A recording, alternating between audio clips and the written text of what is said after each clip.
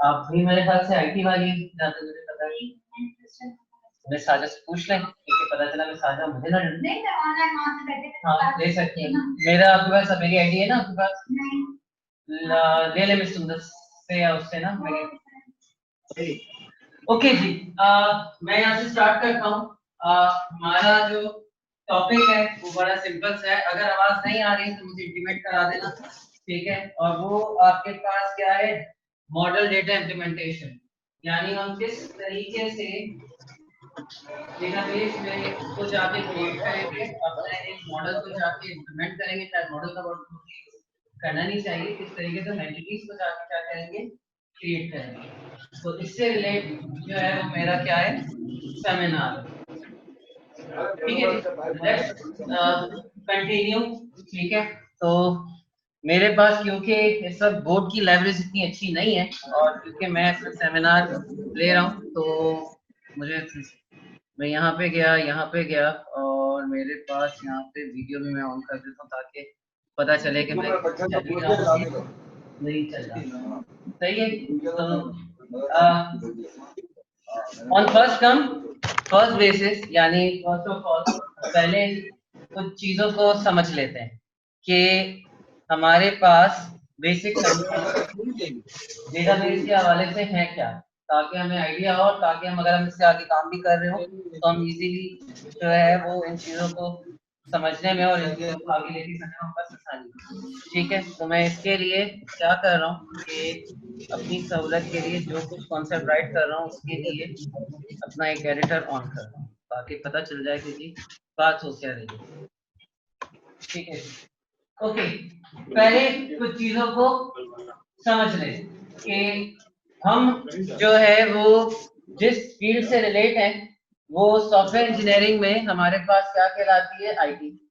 IT हमारे पास क्या कहलाती है इंफॉर्मेशन टेक्नोलॉजी यानी हम ज्यादातर किससे डील करते हैं हम वर्ड से जाके डील करते हैं। हम यहाँ पे कोई ग्राफिक डिजाइनिंग या उससे रिलेटेड काम नहीं कर रहे मगर है दुनिया की कोई भी मेरे पास फील्ड हो किसी भी किस्म की फील्ड हो हर फील्ड में एक चीज जरूर जनरेट होती है वो हमारे पास क्या कहलाता है डेटा ठीक है। अब इस डेटा को कैसे यूटिलाइज किया जाए और कैसे प्रोसेस किया जाए वो हमारे लिए सबसे बड़ा क्या है। अगर मैं इस डेटा को प्रोसेस करता हूँ और प्रोसेस करके किसी के सामने लेके आता हूँ तो वो हमारे पास क्या कहलाती है दैट इज व्हाई हम अपनी का दूसरा नाम यहाँ पे क्या सकते हैं भी हमारा यहाँ पे ठीक है। अगर ये डेटा किसी जगह ऑर्गेनाइज मैनर पे स्टोर हो जाए तो उससे हमारा क्या वर्ड बनता है डेटा बेस बनता है। यानी अगर मैं इस डेटा को कहीं ऑर्गेनाइज मैनर पे जाके रख दूं या उसको कहीं स्टोर कर दूं तो वो मेरे पास क्या कहलाएगा डेटा बेस कहलाएगा ठीक है। यानी जहां पे डेटा स्टोर है और उस डेटा बेस को मैनेज करने के लिए अब इसकी बात बिल्कुल ऐसी है सादा और सीरीज लैंग्वेज में अगर यहाँ पे बात करूं कि जी आपकी एक अलमारी है और उस अलमारी के अंदर कपड़े हैं ठीक है। दो तरीकों से कपड़े रखे जा सकते हैं। एक तरीका वो है कि जिसमें अगर आपको किसी कपड़े की जरूरत हो तो आप उसको क्या कर सकते हो निकाल सकते हो। एक तरीका वो है कि जी आपके यहाँ अगर कोई गलती से कोई आ जाए वालेकुम अस्सलाम आपके पास कोई जरूरत पड़ जाए जैसे सर्दियां आ गई और आपको जैकेट की जरूरत है तो ऑर्गेनाइजेशन ये बात कहती है कि अगर कहीं मैंने वो कपड़ों को जाके स्टोर किया हुआ है तो मैं वो जैकेट आराम से निकाल के उसके बाद विदिन 5 मिनट पहन के बाहर जा सकता हूँ। मगर अगर यही क्लोजेट मेरा प्रॉपरली अरेंज ना हो क्या होगा मैं पूरी क्लोजेट उठा के बाहर फेंकूंगा उसके अंदर से जोड़े निकालूंगा और फिर वापस अंदर करूंगा।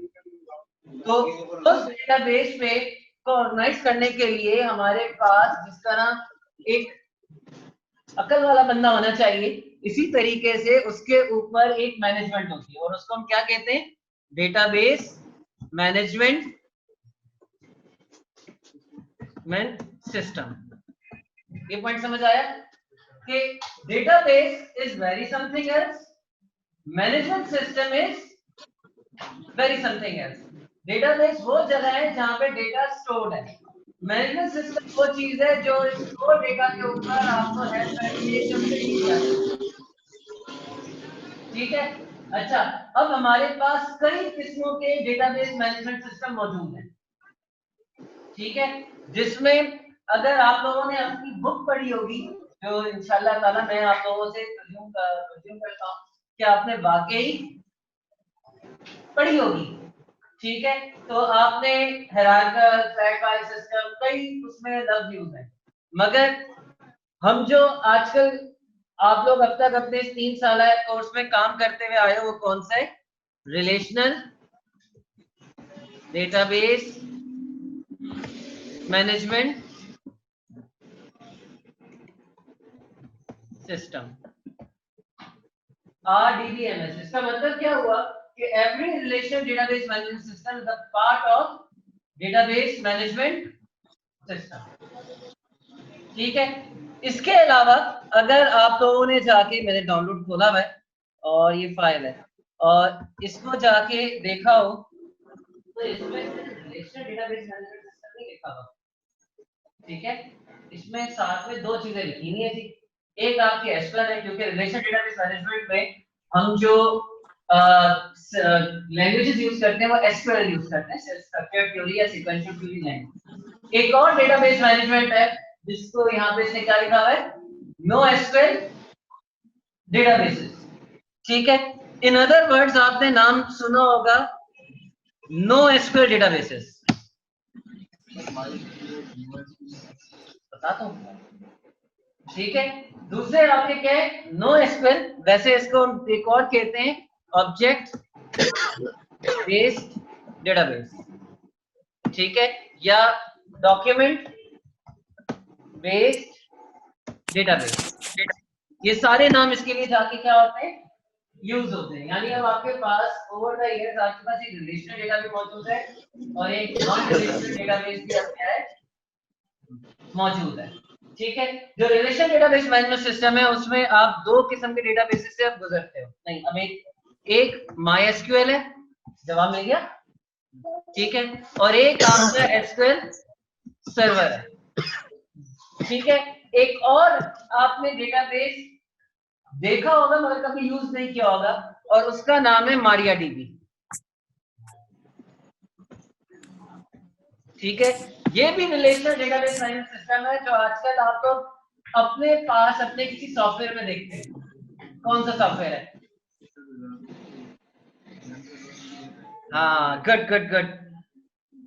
अगर मैं यहाँ पे जाता हूँ, यहाँ पे क्योंकि मैंने ऑन किया हुआ है लोकल होस्ट 2124, ठीक है, php my admin index.html। यहाँ पे आपको एक दिख रहा है MySQL, इसी तरीके से एक आपको दिख रहा है MariaDB। आपको मतलब ये दोनों मौजूद होते हैं, दोनों ही रिलेशनल है। बस MariaDB में और MySQL में फर्क ये है कि MySQL अब एक XML ऑब्जेक्ट अपने पास यूज करता है, जबकि MariaDB बोलता है कि नहीं जी, मैं क्योंकि स्ट्रिक्ट हूँ किसके साथ? SQL के साथ स्ट्रिक्ट हूँ, तो मैं जो है वो लॉन्ग स्ट्रिंग अपने पास यूज करूंगा और उसमें जाके आपने जिस किस्म का XML डेटाबेस डेटा रखना है। ठीक है, तो ये एक डिफरेंस है, दोनों अलग है। थोड़ा सा इन दोनों में फर्क जो है वो इनके ऑथेंटिकेशन के रूल्स का है, और दूसरा फर्क इसमें एक्सएमएल ऑब्जेक्ट की ट्रीटमेंट का है। ठीक है, वरना इसमें भी उतने ही इंजन मौजूद हैं, MySQL, InnoDB, जो कि आपके किसमें मौजूद है? MySQL में मौजूद है। आई होप सो तुम लोगों को इंजन का कॉन्सेप्ट पता होगा इसके ऊपर। ठीक है, बात हो रही थी किसकी? नो एसक्यूएल की। नो एसक्यूएल में आपके पास एक तो आपने बहुत ज्यादा यूज किया होगा रियल टाइम ऑनलाइन, और वो क्या होगा? फायरबेस। ठीक है, अब क्योंकि जो नए सेमेस्टर वाले अगर उनको याद हो कि ना याद हो, जब वो एंगुलर और नोड.js पढ़ते हैं, एंगुलर जेएस पढ़ रहे होते हैं, तो वहां पे जाके फायरबेस कनेक्टिविटी से गुजरते हैं। ठीक है, कुछ गुजरते हैं कुछ नहीं गुजरते। अब वो फायरबेस का जो आपका पूरा डेटाबेस है वो आपका सारा क्या है, NoSQL डेटाबेस है। एक ट्री टाइप का स्ट्रक्चर है, उसके अंदर एक डॉक्यूमेंट बचता है और वो आप जाके रखते हैं। ठीक है, दूसरा जो इस टॉपिक में जो मौजूद है और उसका नाम क्या है, मोंगो।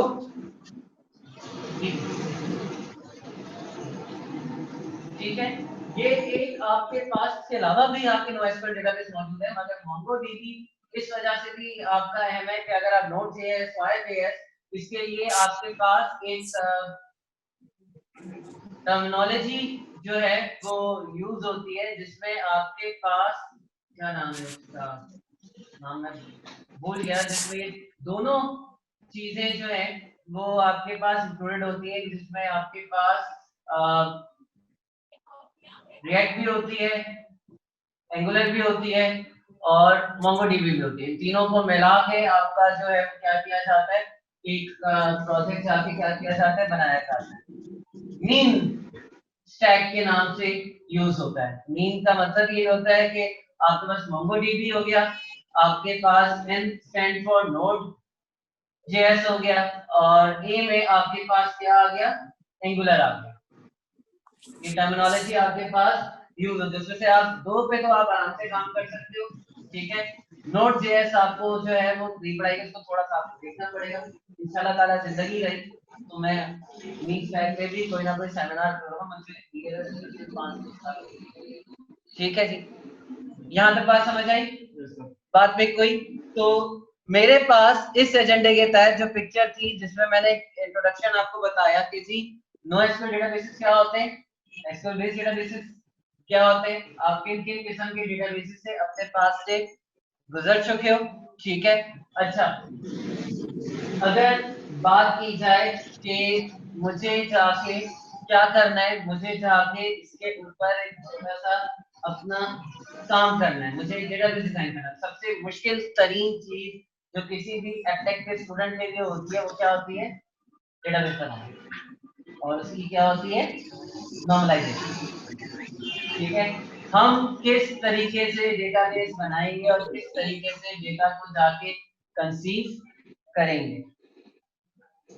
ठीक है, तो अगर मैं यहाँ पे जाके एक्सेल खोलता हूँ,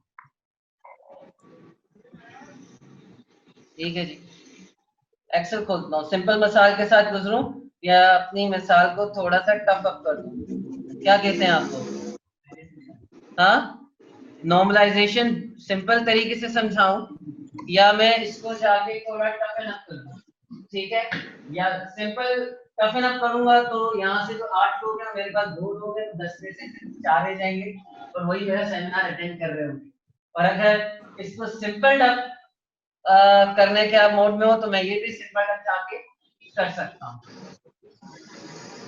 सिंपल टफ कर लें, ठीक है। अगर कभी मेरे वाला यानी एक टफ और हाई लेवल का करना है तो फिर इंशाल्लाह ताला उसको भी लेके हम आगे चलेंगे। ठीक है, आप लोग गए, ठीक है, आप लोग गए एक ऑफिस गए, ठीक है, ऑफिस में गए, ऑफिस में आप ही की बुक की एग्जांपल है जो मैं कोट करने जा रहा हूँ। किसकी एग्जांपल है? बुक की एग्जांपल है जो आपकी है, उसी को मैं जाके नॉर्मलाइजेशन के टॉपिक में कवर अप करने जा रहा हूँ। आपके पास किसी भी सॉफ्टवेयर को कंसीव करने से पहले क्या काम होता है, उसका एनालिसिस होता है। उसने क्या सॉफ्टवेयर बनाने जा रहा है, आपने एनालिसिस किया, सब कुछ किया, उसने जाके आपकी नेगोशिएशन हुई, सब कुछ हुआ, उसने बोला कि मैं आपको सैंपल डेटा दे देता हूँ अपना, तो सैंपल डेटा को देने पे आपने जाके क्या करना है, उसको जाके अब सॉफ्टवेयर बनाना है। ठीक है, तो सबसे पहले आपको जो है सैंपल डेटा जो आपको मिला है उसको जाके क्या करना पड़ेगा, नॉर्मलाइज करना पड़ेगा या उसको एक प्रॉपर रीडेबल फॉर्म में लाना होगा। What does normalisation means? Normalisation का मतलब क्या होता है कि हमें जो डेटा दिया गया है हम टेबल्स को रेकग्नाइज करें, उन टेबल्स को बनाएं और आपस में टेबल्स की जाके क्या करें, रिलेशनशिप्स को बनाएं। ठीक है, रिलेशनशिप्स का मतलब क्या होता है, आपकी 3 किस्म की रिलेशनशिप्स होती हैं, one two one, one two many और मैनी टू वन। ठीक है, इसको डीप डाउन समझाने की जरूरत है नहीं है। ठीक है, तो आ जाते हैं मेरे पास, ठीक है, एक मेरे पास पर्सन का नेम है, ठीक है, दारू ही खा गया मैं रात। ठीक है, उसका नाम है मोहम्मद उमर तारिक।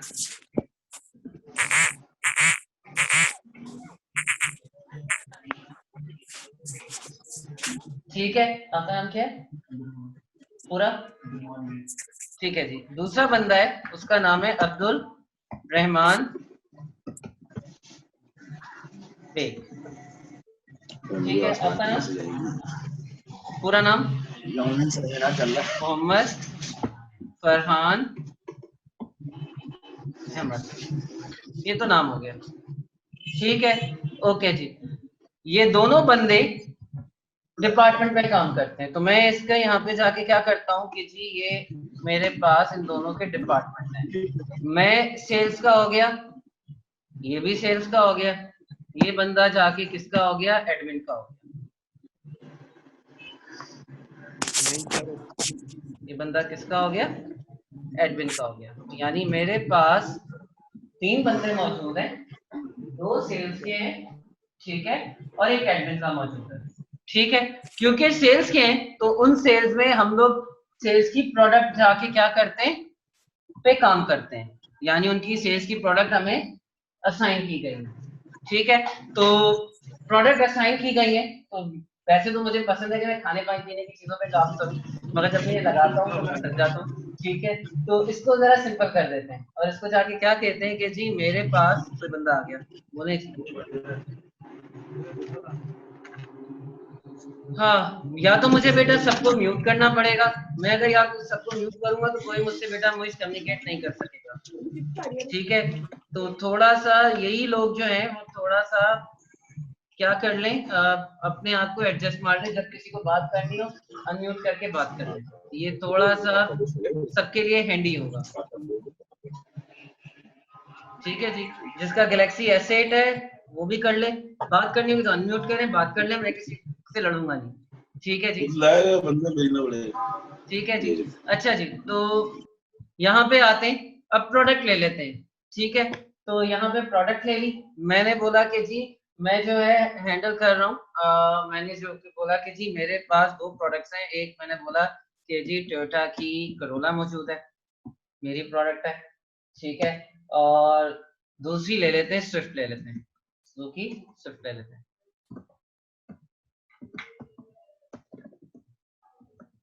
ठीक है जी, ओके, इन सब के पास जो है वो सुजुकी स्विफ्ट है।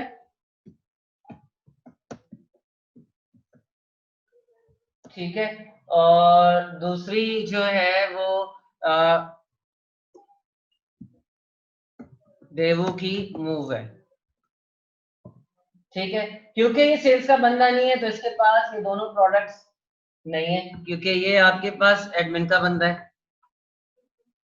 ठीक है जी, इनकी जाके सैलरी है, तो ठीक है जी, यहाँ पे इनकी सैलरी ले लेते हैं। ठीक है, मैंने यहाँ पे इसकी भी डाल दी और अपनी भी डाल दी, और मैंने जाके इसकी भी जाके क्या किया, सैलरी यहाँ पे जाके क्या कर दिया, डाल दी। इसी तरीके से कम डाली भाई, 1 मिनट, 2000।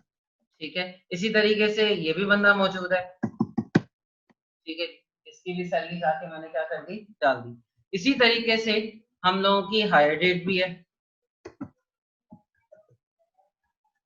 ठीक है जी, क्या है, हायर डेट भी है, तो यहाँ से जाके मैंने इसकी हायर डेट डाल दी।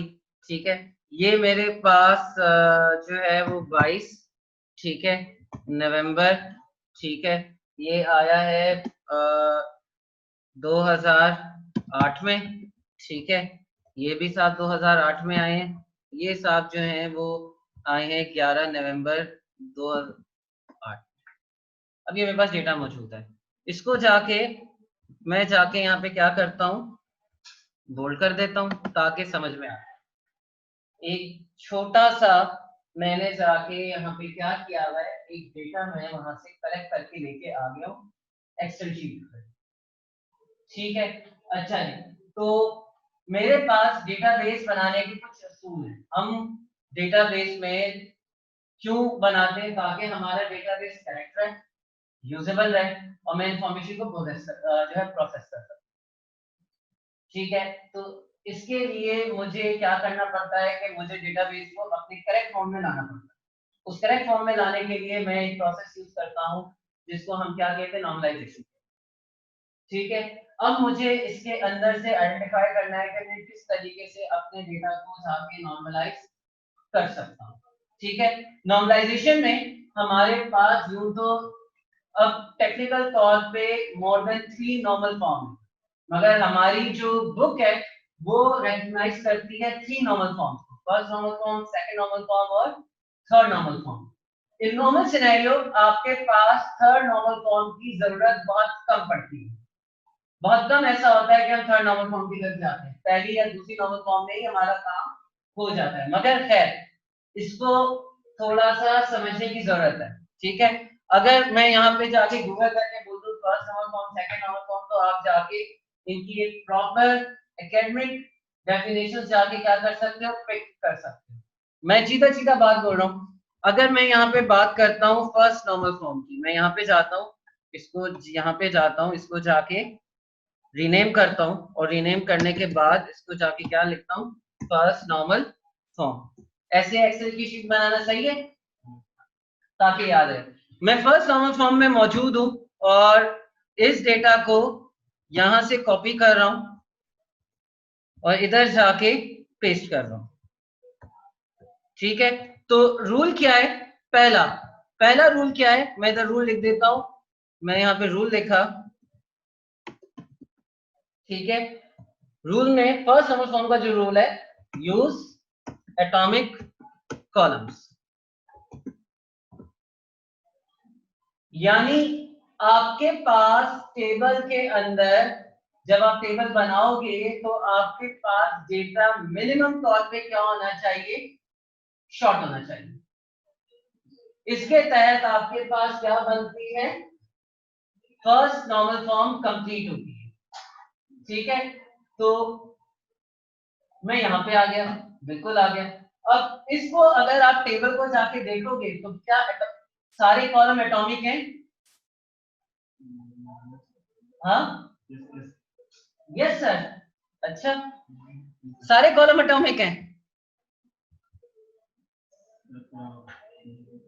मोहम्मद उमर कई हो सकते हैं, मोहम्मद उमर कुरैशी भी हो सकता है, मोहम्मद उमर तारिक भी हो सकता है, मोहम्मद उमर आपके पास अब्दुल्ला भी हो सकता है।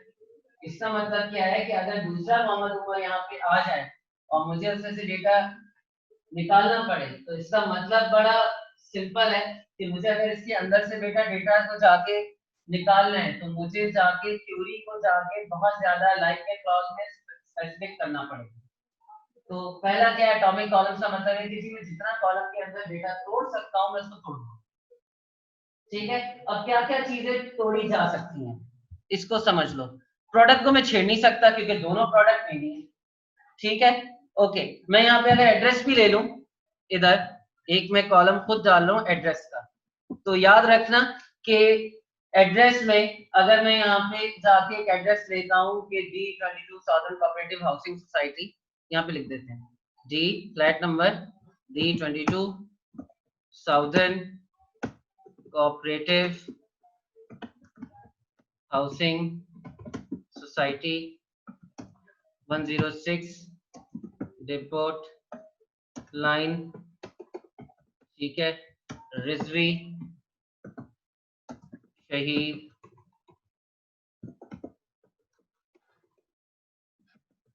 रोड। ठीक है जी, तो इसका मतलब क्या है कि अगर एड्रेस की बात करूं, अच्छा इसमें कराची तो लिखना भूल गया। ठीक है जी, और ये है कहाँ पे, कराची पे।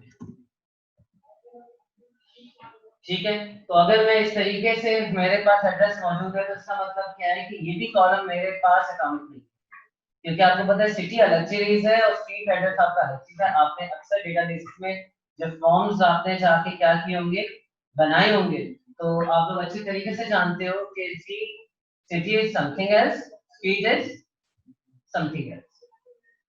ठीक है, मैं कंट्री की बात यहाँ पे नहीं कर रहा। तो इसका मतलब क्या है कि अगर मैं फर्स्ट नॉर्मल फॉर्म में डेटा को लेके आऊंगा तो मेरे पास कुछ डिविजन्स होंगी। ठीक है, क्या क्या होंगी, ये जो मेरे पास पर्सन नेम है वो टूटेगा किसमें, फर्स्ट नेम, ठीक है, और किस में टूटेगा, लास्ट नेम में, ठीक है जी। डिपार्टमेंट मेरे पास बिल्कुल वैसे का वैसा रहेगा, सैलरी का मैं कुछ नहीं बिगाड़ सकता, हायर डेट क्योंकि डेट टाइम वन ऑब्जेक्ट, तो इसको भी मैं ज्यादा नहीं छेड़ूंगा, ठीक है। एड्रेस मेरा दो हिस्सों में टूटेगा, एक मेरे पास यहाँ पे सिटी आएगी और एक मेरे पास स्ट्रीट आएगी। बात समझ आई पे कोई? तो इसके तहत मैंने जाके इस टेबल के अंदर अपने डेटा को जाके क्या कर दिया, एटॉमिक कर दिया। अब मैं अगर एटॉमिक करने जा रहा हूं तो मैं इन तीन का तो कुछ नहीं बिगाड़ सकता, तो यहाँ से जाके आपकी खातिर क्या करते हैं, इसको यहाँ से जाके करते हैं कॉपी, ठीक है, यहाँ से जाके हुआ ये पेस्ट। अब मेरे पास था यहाँ पे फर्स्ट नेम और लास्ट नेम, तो मैं यहाँ पे गया, ठीक है, और मैंने जाके यहाँ पे क्या किया, इसको कर लिया, यहाँ पे जाके मेरे पास क्या आ गया, इसको ब्रेक कर लेते हैं,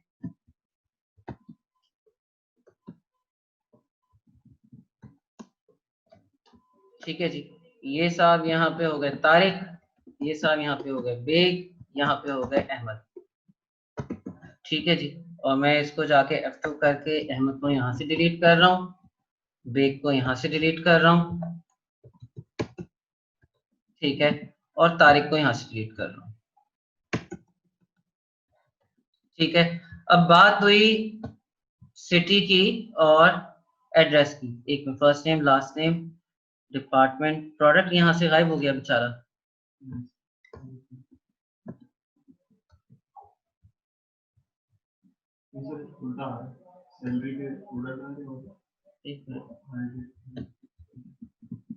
कंट्रोल एक्स कंट्रोल वी, यहाँ पे जाके ये हो गया प्रोडक्ट, ठीक है जी। ये हाई डेट हो गया, ये सैलरी हो गया। अब मैं अगर बात करता हूँ इसकी, तो मैं यहाँ पे जाके क्या लिखूंगा, मैं यहाँ पे जाके कराची लिखूंगा इधर, ठीक है जी, कराची मेरा इधर आ जाएगा, ठीक है जी। और यहाँ से जाके मैंने कराची हटा दिया, तो अब मेरे पास ये हिस्सा भी जाके क्या हो गया, ब्रेकआउट हो गया, ठीक है जी, ब्रेकआउट हो गया, तो काफी हद तक, ठीक है जी। तो मेरे पास फर्स्ट नॉर्मल फॉर्म यहाँ पे कंप्लीट हो गया, तो मैं अब यहाँ से आगे जाता हूँ और आगे जाके मैं इसका नाम रीनेम कर रहा हूँ, और यहाँ पे समझाने के लिए क्या रख रहा हूँ, सेकेंड नॉर्मल फॉर्म, ठीक है। और जो फर्स्ट नॉर्मल फॉर्म में मैंने काम किया था उसको जाके क्या कर रहा हूँ, वहां पे माइग्रेट करा रहा हूँ, तो यहाँ से इसको कॉपी किया और यहाँ पे जाके इसको पेस्ट किया, ठीक है। इसके तहत मेरे पास अब इस किस्म का डेटा जाके क्या है, मौजूद है, ठीक है जी। First name last name department हो गए और ये हो गया, इसको जाके मैं यहाँ से जाके क्या कर रहा हूँ, मैं बोल्ड कर रहा हूँ, इसको जाके मैंने क्या कर दिया, यहाँ से बोल्ड कर, ठीक है। तो ये हिस्सा है according to second normal form, उसका जो रूल है वो क्या है कि फर्स्ट नॉर्मल फॉर्म कंप्लीट होनी चाहिए, हैज टू बी कंप्लीटेड,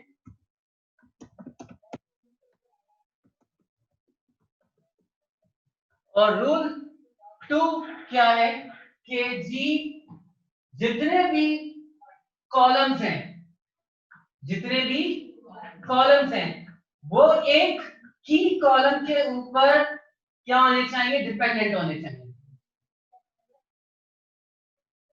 मतलब क्या हुआ, मतलब ये हुआ, मैं यहाँ पे आप लोगों की खातिर MS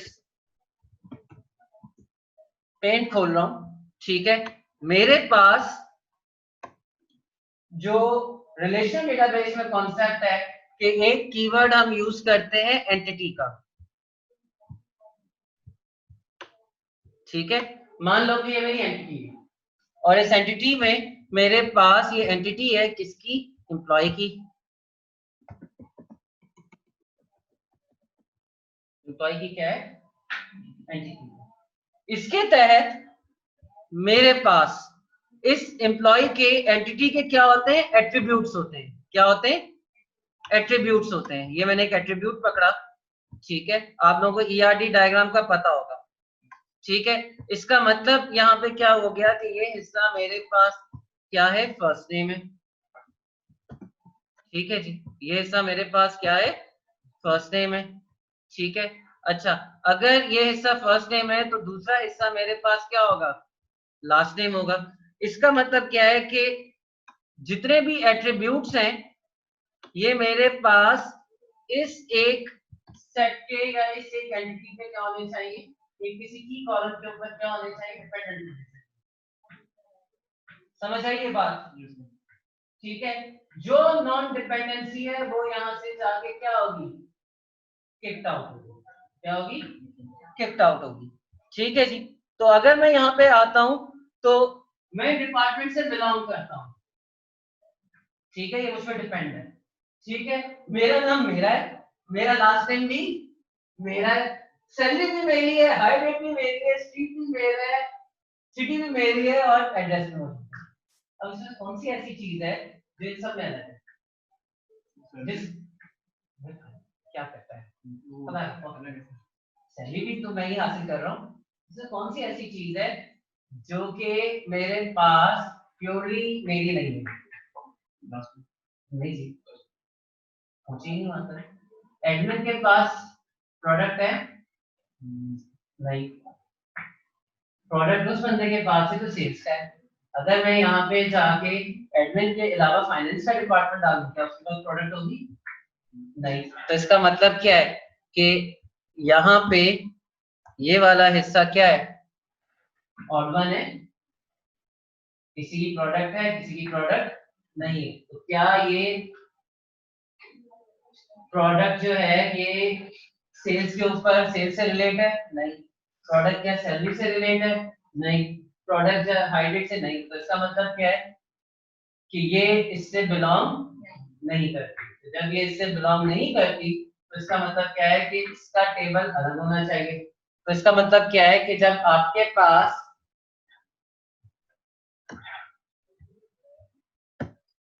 दूसरे पॉइंट का मतलब क्या हो गया कि जी every attribute in a table has to belong to one key attribute। ठीक है, इससे मेरे कहने का कंप्लीट जो मतलब है वो क्या है कि मैं अगर इसको कंट्रोल एक्स करूं, यहाँ पे जाके कंट्रोल वी करूं, तो इसके तहत कंट्रोल, इसको यहाँ पे जाके कंट्रोल वी करके पेस्ट,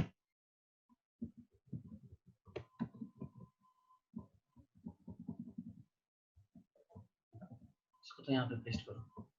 ठीक है, तो इसका मतलब क्या है कि मेरे पास कोई ना कोई एक की एट्रीब्यूट होना चाहिए जिसके ऊपर बिलोंग करे।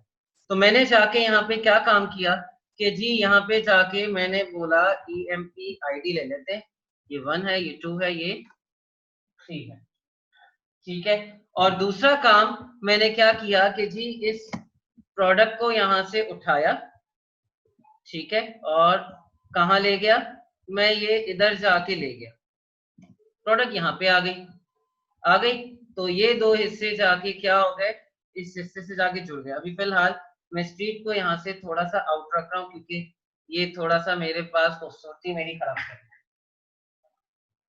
ठीक है, अब अगर ये प्रोडक्ट अलग हुई है तो मेरे पास क्या हुआ, मेरे पास ये सीन हुआ कि जी यहाँ पे क्या बन गई, प्रोडक्ट आईडी भी बन गई। ठीक है, कितनी है, 3 है, 1 2 3। ठीक है, तो यहाँ पे जाके मैं जाके क्या करता हूँ, देवू की मूव यहाँ पे ले आता हूँ। ठीक है, ये आ गई, यहाँ पे गए, यहाँ से जाके मूव मैंने हटा दिया और यहाँ से जाके मैंने सुजुकी यहाँ से जाके हटा दी। ठीक है, अब इधर एक खड्डा हो गया। खड्डा क्या हो गया कि जी अगर मैं यहाँ पे जाके बोलता हूँ कि नहीं जी यहाँ पे प्रोडक्ट आईडी देता हूँ और यहाँ पे क्या था, टोयोटा करोला और सुजुकी थी, तो मैंने बोला 1, 2 यहाँ पे आ गई, ठीक है, और यहाँ पे 2,3 आ गई। दोनों सूरतों में अब मैं जहाँ पे खड़ा था वहीं पे पहुंच गया। दोनों सूरतों में मैं जहाँ पे खड़ा था मैं वहीं पे आके क्या हो गया, पहुंच गया, क्योंकि अगेन प्रोडक्ट आईडी इनसे लिंक नहीं। इसका मतलब क्या है कि इन दोनों के दरमियान मुझे क्या करना पड़ेगा, एक ब्रिज करना पड़ेगा, एक ब्रिजिंग टेबल जाके क्या करना पड़ेगा, बनाना पड़ेगा। तो मैंने जाके क्या काम किया कि मैं यहां से गया, ठीक है, कंट्रोल एक्स किया, बल्कि इसमें यहाँ से डिलीट मार देते हैं। मैंने जाके यहाँ पे क्या बोला कि जी एक ब्रिजिंग टेबल बना देते हैं, ठीक है, और उसका नाम क्या रख देते हैं, प्रोडक्ट असाइनमेंट रख देते हैं। तो मैं यहाँ पे जाता हूँ, थोड़ी सी एक्सेल भी मुझे आनी चाहिए, ठीक है जी। बताने के लिए मैंने इसका नाम क्या रख दिया, प्रोडक्ट असाइनमेंट।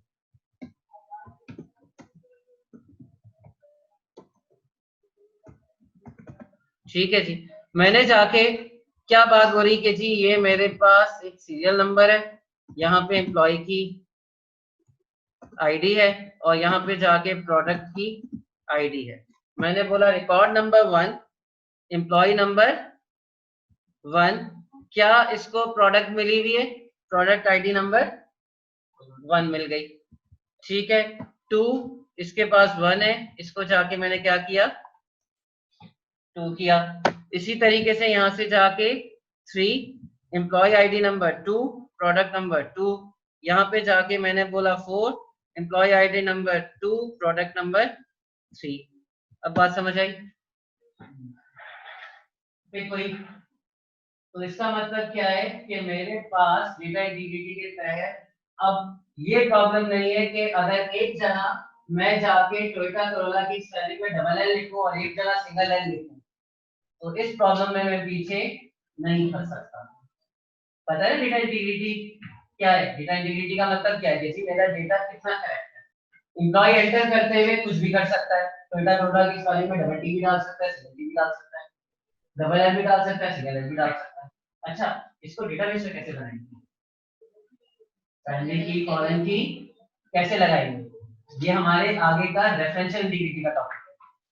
अगर 5:45 अगर आगे तक पहुंचने में कामयाब हो गए तो इंशाल्लाह ताला ये भी मैं जाके क्या कर दूंगा, सिखा दूंगा, ठीक है। वैसे ये काम करते हुए मैं ये सारे कांस्टेंट नॉट यूनिक और सारी बातें मैं करूंगा, ठीक है।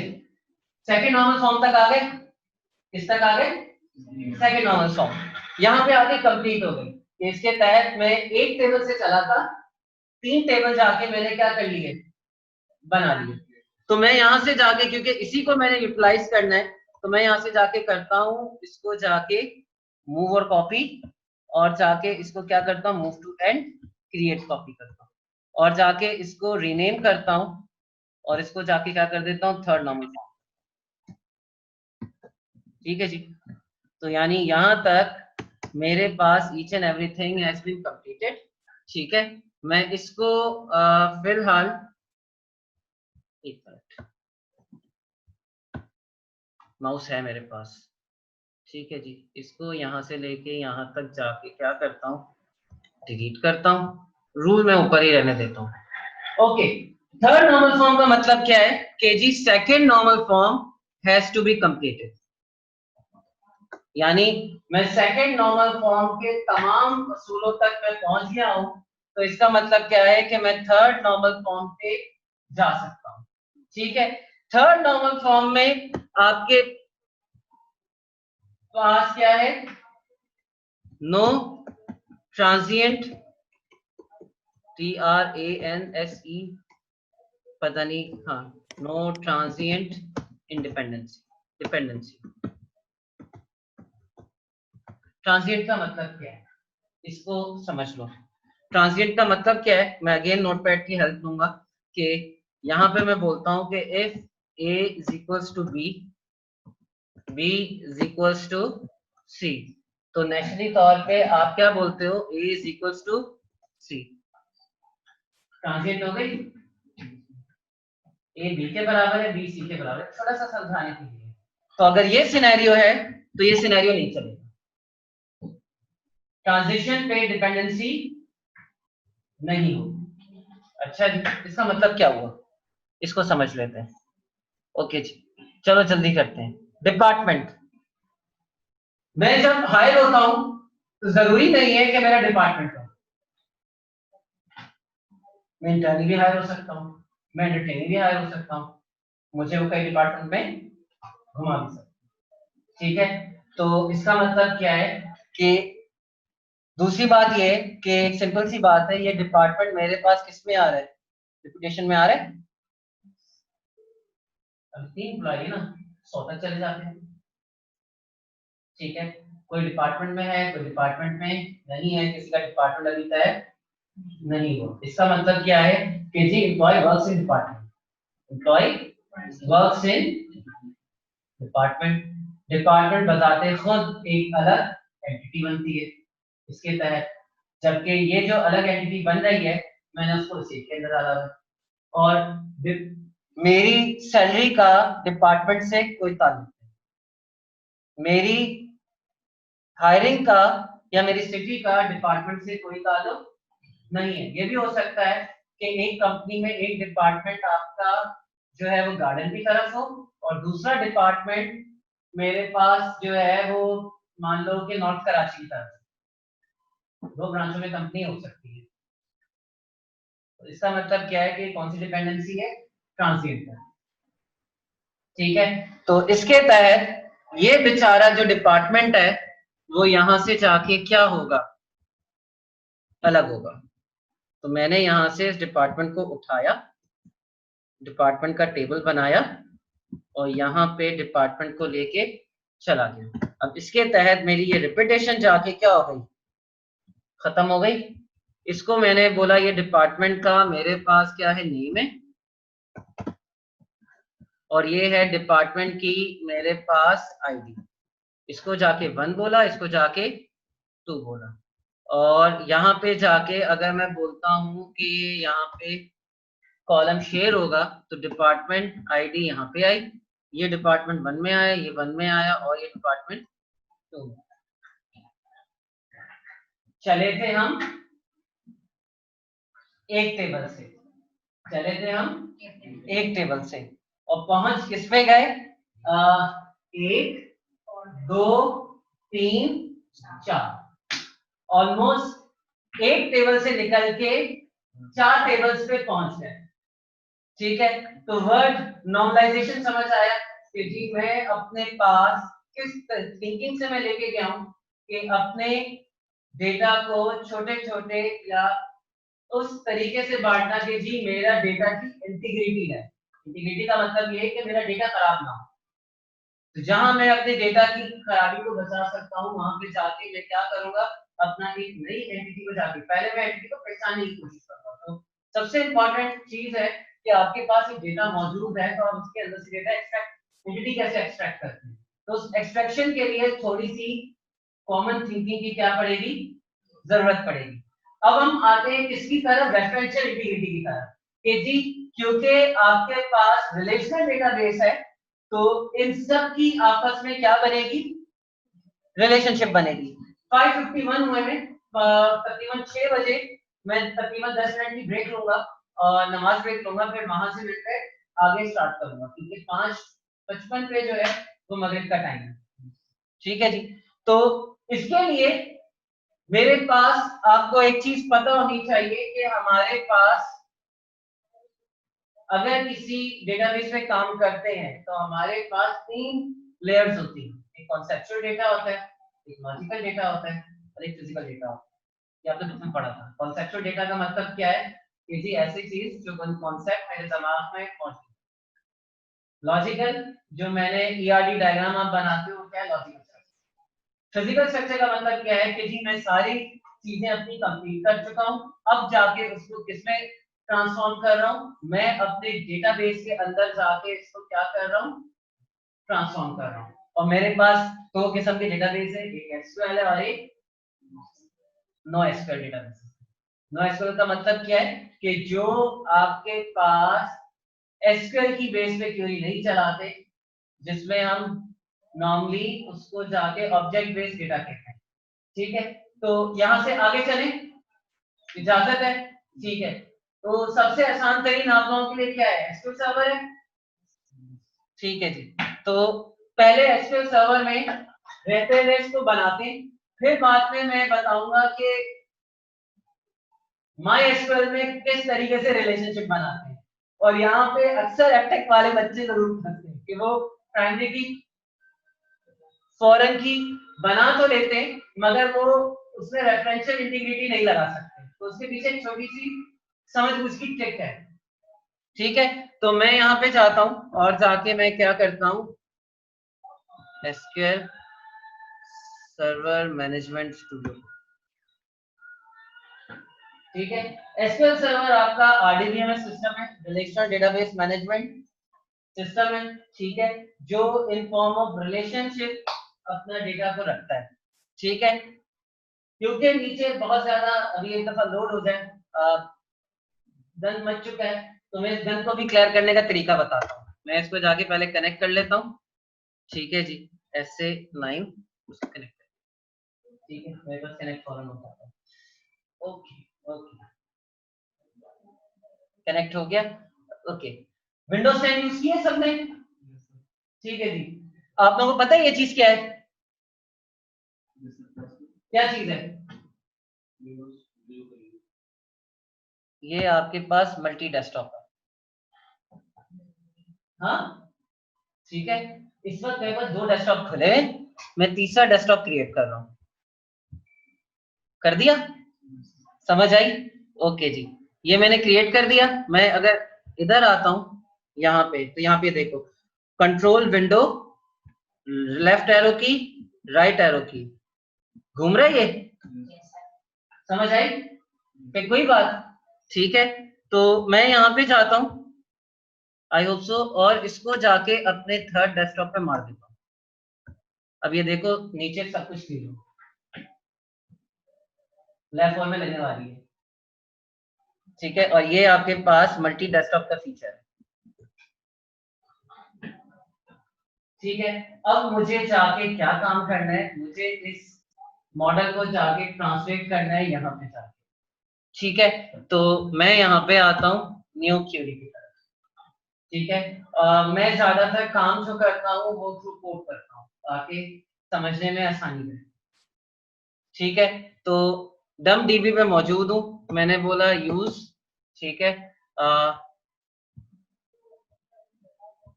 आ जाते हैं। ठीक है, यहाँ पे जाके करता हूँ यूज MASTER मास्टर। मैं मास्टर के डेटाबेस की तरफ जाता हूँ और यहाँ पे जाके आता हूँ क्रिएट डेटाबेस। क्या करो, डेटाबेस को क्रिएट करो। ठीक है, और डेटाबेस का नाम मैं रखता हूँ सेमिनार डेटा। ठीक है, वैसे ये केस सेंसिटिव नहीं है। ठीक है, अच्छा मैं यहाँ पे गया और उसको जाके F5 किया, ये क्रिएट हो गया। और इस पे आने के लिए अब मैं जाके क्या कर रहा हूँ, यूज सेमिनार डेटा, और इसको जाके यहाँ से क्या किया, F5 किया। ऊपर सेमिनार डेटा मेरा क्या हो चुका है, ठीक है। आगे बात समझ, दूसरा तरीका समझ लो। मैं अगर यहाँ पे जाता हूँ, ठीक है, राइट क्लिक किया, न्यू डेटाबेस पे गया। अब कुछ चीजें बहुत समझने वाली हैं, ठीक है, और ये आपने जाके कहाँ पे समझी थी, या आपने जब एसक्यूएल सर्वर पढ़ा था वहां पे। ठीक है, मेरे पास एसक्यूएल सर्वर में, क्योंकि यहाँ पे जब मैंने क्रिएट किया तो बाय डिफॉल्ट खुद ही पीछे दोनों फाइलें बना दी। एक डेटा फाइल होती है, एक आपकी लॉग फाइल। लॉग फाइल के अंदर जो जो आप क्वेरीज करते हो स्टोर होती है, डेटा फाइल के अंदर आपके पास क्या स्टोर होता है, डेटा स्टोर होता है। याद रहेगी ये चीज, ठीक है। ओके, मैं जो डेटाबेस का नाम दूंगा, मैंने जाके बोला एबीसी पीनट, मेरा नाम है। समझ आ रही बात? ठीक है, ओके। जब आप किसी को प्रोजेक्ट जाके देते हो ना, तो ये डेटाबेस जो है ना, हमने यहाँ पे बनाया हुआ अनलिमिटेड। तो जब किसी को देते हो ना, वो कभी भी अनलिमिटेड नहीं होता, वो हमेशा क्या होता है, लिमिटेड होता है। लिमिटेड का मतलब क्या है, यहाँ पे क्लिक होता है। ये चीज पता थी कभी? नहीं। अब पढ़ लो, सॉरी, अब पढ़ लो क्या लिखा हुआ है, मेगाबाइट्स में ग्रोथ कितने लिखी हुई है, 64 MB एवरी टाइम जब ये फाइल भरेगी तो 64 MB जाके क्या हो जाएगी, बढ़ जाएगी, इतनी बढ़ेगी कि जी मेरी हार्ड डिस्क जाके भरा के खत्म कर।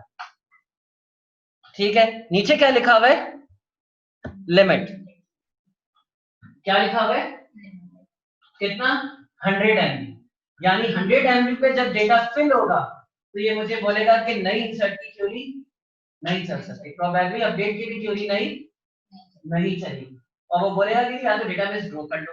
अब वो आपसे बोलेगा कि डेटाबेस ग्रो करना है तो बीइंग अ सॉफ्टवेयर इंजीनियर वो आपको फोन करेगा तो आप क्या करोगे, सपोर्ट पे जाओगे, सपोर्ट के तो भाई बेटा पैसे दे, समझ आई बात, ठीक है, तो आप जाके इसको क्या करोगे, 100 से क्या कर दोगे, 120 कर दोगे। क्यों करोगे, क्योंकि डेटाबेस वो ऑन करता है, डेटा वो ऑन करता है, इसको सवाल आपका है, ठीक है, तो मुझे ऐसे 9 का पासवर्ड है वो उसको कभी भी पता नहीं होता, उसके पास जो अकाउंट होता है वो कौन सा अकाउंट होता है, यूजर अकाउंट होता है, यूजर अकाउंट सबको शायद क्रिएट करना आता हो, कैसे क्रिएट करते हैं,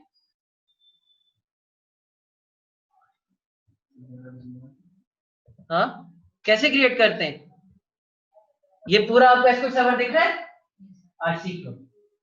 मैं यहाँ पे गया, मैं यहाँ पे जाने के बाद मेरे पास देखो डेटाबेस है, मैनेजमेंट है, दिख रहा है, ठीक है, मुझे भी याद नहीं, मुझे दिख जाए, मैं डंडा मारूंगा मुझे भी दिख जाए, ठीक है जी, कैटलॉग है, सॉरी सिक्योरिटी है, लॉगिन है, डीएम है, ऐसे मैं जाके यहाँ पे जाके क्या करूंगा, न्यू लॉगिन करूंगा और मैं एक यूजर अकाउंट बनाऊंगा, ठीक है, मैंने इस अकाउंट का नाम क्या बनाया, अहमद बनाया, क्या बनाया, अहमद बनाया, ठीक है, दो दिख रहे हैं आपको, विंडो ऑथेंटिकेशन और एसक्यूएल सर्वर ऑथेंटिकेशन, आप यहाँ पे कौन सा अकाउंट बनाओगे, एसक्यूएल सर्वर ऑथेंटिकेशन,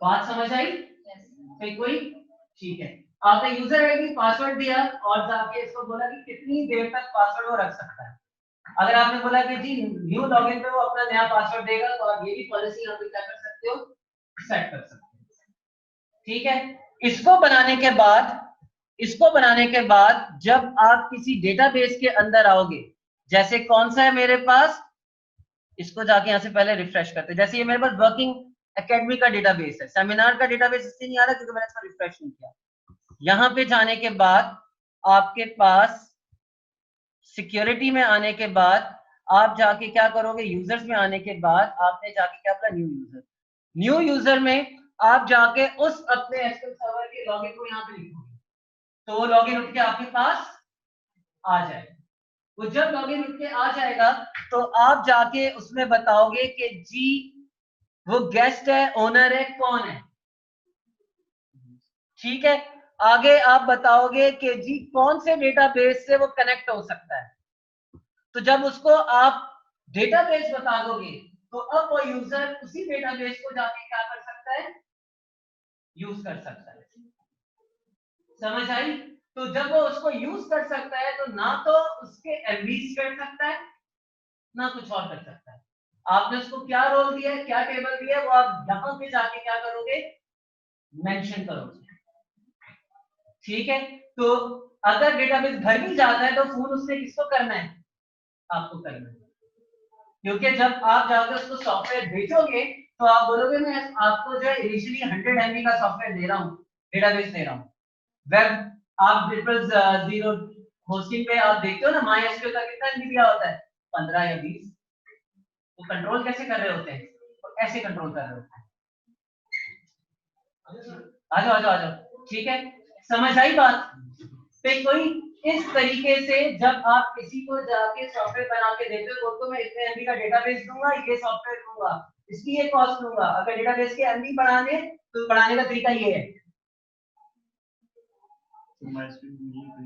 MySQL में भी शायद इस तरह का है कि नहीं है, मैंने आज तक उसको इस तरीके से एक्सप्लोर नहीं किया, मगर वहां पे भी ऐसे आप एसक्यूएल एडमिन के अंदर जाओगे, जब आप जाके क्या यूज करते हो, मेरे पास अभी वेब होस्टिंग है नहीं, मगर वेब होस्टिंग में जाके जब आप किसी को जाके देते हो, एडमिनिस्ट्रेटर ये काम करता है कि जी 10 MB से ज्यादा नया यूजर अकाउंट यूज नहीं कर सकता, अगर आप पैकेजेस देखते हो तो ये भी दिखा देता हूँ, ये देखो, क्योंकि मैं हूँ थोड़ा सा ASP.NET वाला, मगर मैं अगर यहाँ पे जाता हूँ somi.com, नाम सुना होगा आपने, ठीक है। अब मैं आपको वेब पेज दिखा दूँ, why database has to be limited, और वो आपकी जिंदगी में कितना इंपॉर्टेंट है उसका जवाब ये रहा, ठीक है। कहीं भी आपको अनलिमिटेड डेटाबेस नहीं मिलता। कितना लिखा हुआ डेटाबेस? 30 MB दिया है, समझ आई? तो ये इस तरीके से होता है, ठीक है। मुझे 10 मिनट की ब्रेक दो, मैं क्या काम करता हूँ, मैं जरा नमाज पढ़ के आता हूँ और इंशाल्लाह ताला हम यहाँ से आगे चलते हैं। हाँ, नमाज यहाँ पे वो स्टूडेंट का मुझे एक एरिया है, वहां से आप जा सकते हैं, ये है ना स्टूडेंट लाइब्रेरी पुरानी, वहां पे पढ़ सकते हैं, ठीक है। 10 मिनट लगेंगे, फिर इंशाल्लाह ताला रेफरेंशियल इंटीग्रिटी की तरफ आएंगे और किस तरीके से प्राइमरी की फॉरेन की बनती है वो सिखाऊंगा। ये भी बहुत इंपॉर्टेंट है क्योंकि नॉर्मली बच्चे सॉफ्टवेयर विदाउट प्राइमरी की फॉरेन की लगाए चला देते हैं।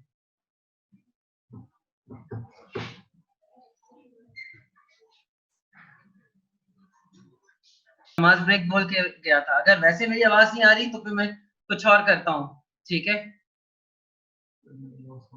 हाँ, आवाज आ रही है, बिल्कुल कंप्लीट आ रही है। अच्छा जी, मुझे जाके इस पूरे हिस्से को जाके इम्प्लीमेंट करना है किसके ऊपर? अपने डेटाबेस के ऊपर।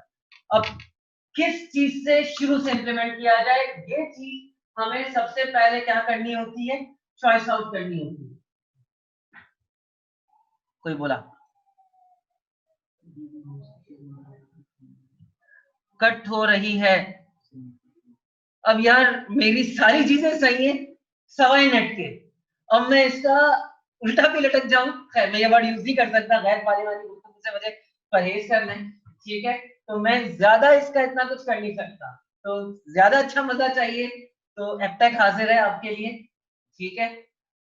वरना कोशिश ये होगी कि जो मेरी वीडियो बेटा बन रही है वो वीडियो में मेरी आवाज नहीं कटेगी, तो वो बिल्कुल परफेक्ट जाएगी, मगर स्टे ट्यून रहो, यहाँ से अटैच रहो, ठीक है। इंशाल्लाह ताला बेहतर हो जाएगा। ओके, मेरे पास यहाँ पे अराउंड 5 के करीब टेबल्स हैं जो आपको यहाँ पे दिख रहे हैं, और मुझे यहाँ पे इसको ट्रांसलेट करना है कहाँ पे? अपने एसक्यूएल सर्वर पे, ठीक है। एक सिंपल सा इशू है, कभी भी आंखें बंद करके क्रिएट टेबल टेबल नेम करके क्यूरी नहीं चलानी, ये याद रखना। पहले डेटा को गौर से एनालाइज करें और स्ट्रक्चर को गौर से एनालाइज करें, फिर बाद में जाके इसको क्या करें? ट्रांसलेट करें। मैं एक रूल बताता हूँ, वो टेबल सबसे पहले बनेगा जिसपे फॉरेन की कोई नहीं होगी, जिसपे फॉरेन की कोई नहीं होगी, फिर तो जिंदगी आसान है, वरना जिंदगी मुश्किल है। अब यहाँ पे फॉरेन की है कौन कौन सी, उसको बताने के लिए मैं इसका कलर जाके क्या कर रहा हूँ? पीछे से चेंज कर रहा हूँ, इसको चेंज किया, ये बेचारी ये भी फॉरेन की है, एक मिनट, ठीक है। इसको चेंज किया, ये भी मेरे पास यहाँ पे क्या है? फॉरेन की है, इसको जाके यहाँ से क्या किया? चेंज किया, ठीक है। So from out of 4 tables I have got 2 tables who have got foreign keys। इसका मतलब क्या हुआ कि जी इनमें से ये जो 2 टेबल है ये मास्टर टेबल है, तो सबसे पहले आपके क्या, ठीक है, तो सबसे पहले आपके कौन से टेबल क्रिएट होते हैं? आपके मास्टर टेबल क्रिएट होते हैं, फिर बाद में आपके पास कौन से टेबल क्रिएट होते हैं? चाइल्ड टेबल क्रिएट होते हैं, ये याद रखिएगा। तो मुझे पानी ला देना, मेरा ब्लैक ग्लास है ना उसमें ज्यादा पानी आता है, ठीक है। तो अब मैं यहाँ पे आता हूँ और मास्टर टेबल को आके क्या करता हूँ? क्रिएट करता हूँ। तो सबसे पहले टेबल है मेरे पास प्रोडक्ट का और डिपार्टमेंट का, जो आप लोगों को दिख रहा है, ठीक है। मैं दोनों ही को पहले क्रिएट कर सकता हूँ, तो मैं यहाँ पे आता हूँ, इसको बंद किया, ये चीज मैंने बहुत समझा दी। यहाँ पे आते हैं, मैं अपने पास जानबूझ के ये सारी इसलिए रख रहा हूँ कि अगर आपको इस एक्सेल की फाइल से इस फाइल को रिलेट करना हो तो रिलेट करना आपके लिए क्या हो जाए? आसान हो जाए, ठीक है। तो स्टेटमेंट क्या है? क्रिएट टेबल, ठीक है जी, टेबल को जाके क्या करो, क्रिएट करो। ठीक है जी, टेबल का नाम मैं यहाँ पे जाके क्या कर रहा हूँ, प्रोडक्ट्स रख रहा हूँ। नहीं, प्रोडक्ट्स ही रखते, पहले डिपार्टमेंट का टेबल क्रिएट कर लेते हैं, डिपार्टमेंट्स। ठीक है, आपको एक रूल पता होगा कि मैंने यहाँ पे एसक्यू लगाया है। ऐसे इसलिए लगाया हुआ है कि टेबल इज अ सेट और रोज उस सेट के मेंबर हैं। ठीक है, तो वो जो रोज है इसको हम टपल कहते हैं, याद आया। और टेबल को हम नॉर्मली क्या कहते हैं, एंटिटी कहते हैं। ठीक है, एंटिटी सेट कहते हैं, याद आया। रिलेशन डेटा में टेबल मेरा एंटिटी सेट है, तो सेट हमेशा प्लूरल में आता है। ठीक है,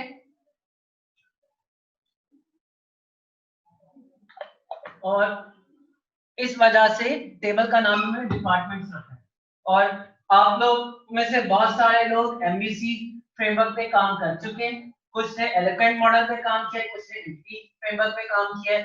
दोनों में अगर आपको याद हो तो वो आपका जो डेटाबेस के अंदर माइग्रेशन में टेबल क्रिएट होता है वो हमेशा प्लूरल फॉर्म में क्रिएट होता है। उसका रीजन ये है। समझ आई बात पे कोई? तो डिपार्टमेंट्स हैं, मैं यहाँ पे आता हूँ। ठीक है, मैंने बोला डिपार्टमेंट आईडी इंट है। ठीक है, क्योंकि एक ही कॉलम है तो ये मेरे पास क्या है, प्राइमरी की। प्राइमरी की का मतलब क्या है, इसको याद रखना, क्योंकि मेरे पास यहाँ पे एक टॉपिक ये भी है जो कि यहाँ पे पिक्चर कॉल हुई है और उसमें जाके क्या लिखा हुआ है, हाँ ठीक है, आ जाए। उसमें क्या लिखा हुआ है, डेटा कॉन्स्ट्रेंट्स लिख रहे हैं और रेफरेंशियल इंटीग्रिटी। ठीक है, तो प्राइमरी की is a type of a column. ठीक है, और इसका मतलब क्या होता है कि जब भी हम किसी कॉलम को प्राइमरी की के तौर पे डिक्लेयर करते हैं तो एक टेबल में एक ही प्राइमरी की हो सकती है, मल्टीपल प्राइमरी कीज नहीं हो सकती, इसको याद रखिएगा। ठीक है, ऑल्दो मैं इस टॉपिक को बहुत डीप लेके जा सकता हूं, बट मेरे पास 6:19 हुए और मोंगोडीबी को अभी तक मैंने नहीं छेड़ा है, हालांकि मैं वो पूरा अपने पास प्रिपेयर करके लाया था। मगर है, जितनी नॉलेज दी जाए हाँ वो भी लिखा हुआ है। अच्छा, प्राइमरी की आपके पास याद रखना, नंबर 1, ये इसमें कोई नल वैल्यू नहीं जा सकती, पहला रूल। ठीक है, दूसरा रूल ये है कि ये ऑटो इंडेक्स होती है।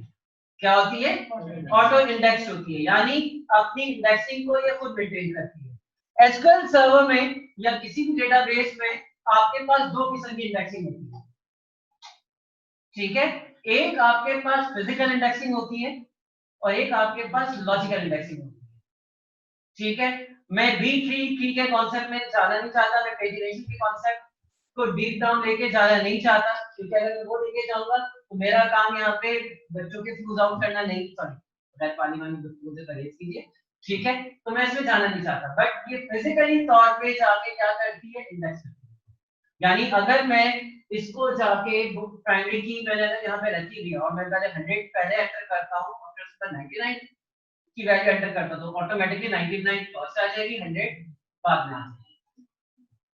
ठीक है, और इसी में आपका अगर मैं कांस्टेंट यूज करूंगा तो अगर मैं यहाँ पे जाके क्या कर दूं, इसको ऑटो इंडेक्स करना है, यानी इसके ऊपर जाके मैं चाहता हूं कि ऑटोमेटिकली तौर पे ये ऑटो जनरेटेड हो जाए, तो इसके ऊपर जाके हम क्या यूज करते हैं, आइडेंटिटी।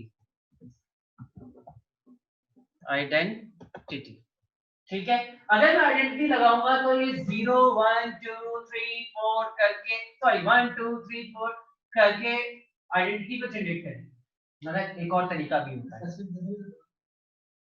ठीक है, वो क्या है, मैंने यहां से जाके ब्रैकेट खोला। ठीक है, और इसको कहते हैं सीडिंग। क्या कहते हैं, सीडिंग। मैंने बोला कि जी ये साथ स्टार्ट होंगे 10 से और एवरी टाइम 10 का इंक्रीमेंट करेंगे। बात समझ आई? वो जी उसी ग्रेड। ठीक है, या मैं अगर इसको 100 से स्टार्ट करता हूं या 1000 की सीरीज से स्टार्ट करता हूं, ठीक है, और बोलता हूं कि जी ये 1 का इंक्रीमेंट होगा, मर्जी, ये आपके ऊपर है। ये आपके पास क्या कहलाता है, आइडेंटिटी कॉलम कहलाता है। ठीक है, अगर मैं यहाँ पे जाके इसको ये दे देता हूं और ठीक है, ये आप GUI से भी कर सकते हैं। ठीक है, और दूसरा मैंने बोला कि जी ये क्या है, डिपार्टमेंट नेम है। ठीक है, तो इसको जरा छोटा सा कर देते हैं, इसको मैं बोल देता हूँ DPT ID और इसको जाके DPT नेम कर देते हैं। इसको जाके मैंने लिखा varchar। varchar का मतलब क्या होता है, वेरिएबल कैरेक्टर। इसको जरा ध्यान से समझना। अगर मैं इधर varchar यूज नहीं करता, सिर्फ कैरेक्टर यूज करता हूं, तो दोनों में एक फर्क है, इसको जरा समझ लेना। ठीक है, मेरे पास 6 बाइट्स हैं।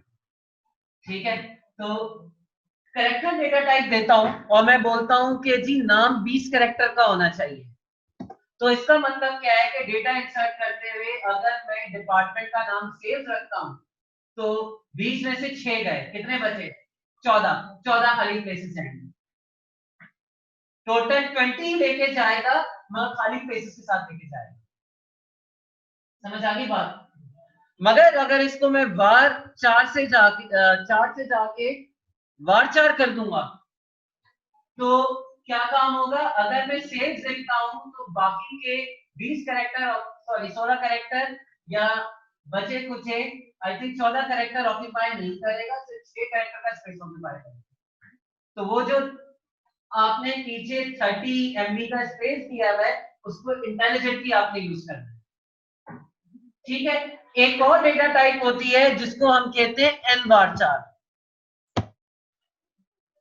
किधर गई, ठीक है, एक और आपकी डेटा टाइप होती है nvar4। ठीक है, ये आपके पास यूनिकोड varchar है, इसके अंदर मैं जो है डिफरेंट लैंग्वेज पैक के अंदर मैं उर्दू भी स्टोर कर सकता हूँ।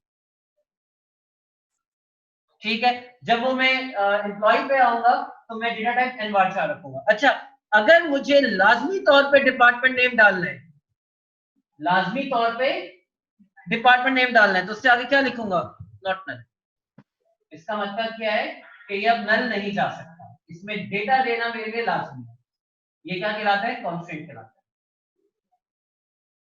प्राइमरी की फॉर्म की आल्सो कांस्टेंट। अगर यहाँ पे मैंने इसको क्या कर दिया, ये कॉलम टाइप बता दी, नॉट नल, ये कॉलम की टाइप है, कांस्टेंट थी। समझ आ गई बात, पिक हो गई। ठीक है, अच्छा जी, तो ये आ गए, इसको मैं फिलहाल यहां से रखता हूं, इसको नीचे चाहता हूं, बाद में कोई स्ट्रक्चर डालूंगा। अच्छा, दूसरा टेबल मेरे पास कौन सा, एम्प्लॉइज का है। ठीक है, तो एम्प्लॉय का टेबल देख लेते हैं, यहां से गए, मेरे पास यहाँ पे एम्प्लॉय का टेबल होना चाहिए। एम्प्लॉय में क्या है, first name, last name, ID, department ID, salary, hire date, city और स्ट्रीट डेट। ठीक है, थोड़ा सा मुझे लैंग्वेज दे दो, मैं सिटी और स्ट्रीट नहीं लिख रहा, मैं सिर्फ हायर डेट तक लेके जा रहा हूँ। ठीक है, ताकि मेरा टाइम थोड़ा कम लगे। तो आ जाते हैं इधर, मैं इधर आया, ओके सॉरी सॉरी, मैं इधर आया और इधर आने के बाद मैंने क्या लिखा, create table employees, create table employees. मैं यहां से आया, यहां पे आके इसको खत्म किया, इधर आ गए, यहां पे आके मैंने क्या बोला, EMP ID इंटर, और क्या है, प्राइमरी की है, आइडेंटिटी है। ठीक है, और इसमें जाके मैंने बोला कि ये सीरीज है वो 2000 से स्टार्ट हो रही है और एवरी टाइम 1 का इंक्रीमेंट होगा। ठीक है जी, ओके, कॉमा डालना था, कॉमा डालना भूल गया। ठीक है, इसको जाके मैंने क्या किया कि ये मेरे पास क्या है, फर्स्ट नेम है, ये क्या है, var4, बल्कि इसको जाके यहाँ पे क्या करता हूँ, nvar4, ठीक है, 20। ठीक है, और इसको भी क्या बोला, नॉट नल। लास्ट नेम है, मैं लिख रहा हूँ nvar4 20, ये भी मेरे पास क्या है, नॉट नल है। ठीक है जी, इसकी जाके सैलरी थी, इसकी जाके सैलरी थी। ठीक है, सैलरी मैं यहाँ पे जो मनी डेटा टाइप है नियर टू फ्लोट और डबल डेसिमल। ठीक है, यहाँ पे एक और डेटा टाइप है मनी है, आप जाके एक्सेल सर्वर में लिस्ट ऑफ डेटा टाइप का चार्ट देख। ठीक है, ओके, मैं नॉट नल तो यहाँ पे बोल रहा हूँ। और मसला ये है कि वो 0 डाल के सैलरी लेके जा सकता है। क्या करूं? मुझे सैलरी 0 से अबव चाहिए, 0 से अबव चाहिए, तो क्या यूज करेंगे? चेक। ये चेक का कॉन्सेप्ट है। चेक करो, क्या चेक करो? मैंने बोला चेक, ठीक है, आई होप से ये चल जाए। सैलरी शुड बी क्या होनी चाहिए? Greater than 0।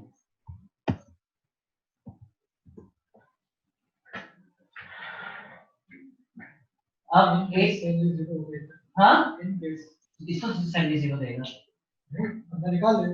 हाँ बेटा, वो ये अकाउंट वाली सैलरी नहीं है, ये वो वाली सैलरी है जो सैलरी फिक्स सैलरी, ठीक है। जब हम बंदा हायर करते हैं उसको सैलरी मिलती है, ठीक है। मैं उस बैच में जाना नहीं चाहता कि एक आपकी वेज होती है और एक आपकी सैलरी, फर्क पता है ना, what the difference between wage and salary, ठीक है। सैलरी मंथ के काम पे दी जाती है, वेज आपको डेली बेसिस पे मिलती है, ठीक है।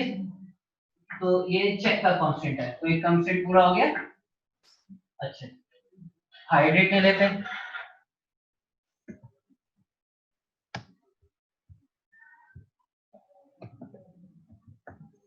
ठीक है। अब यहाँ पे बहुत सारी डेटा टाइप है, एक मेरे पास डेट है, डेट टाइम भी है, डेट टाइम स्टैम्प भी है, ठीक है। मैं खाली डेट लिख रहा हूँ, ठीक है, ओके। इसमें एक और चीज भी होती है, अगर मैं यहाँ पे जाके लिखता हूँ डिफॉल्ट, ठीक है, और जाके मैंने क्या लिखा, सिस्टम डेट, या मैं डिफॉल्ट डेट भी यहाँ पे रख सकता हूँ, ठीक है। अगर यहाँ पे मेरे पास हो, ठीक है, क्रिएटिंग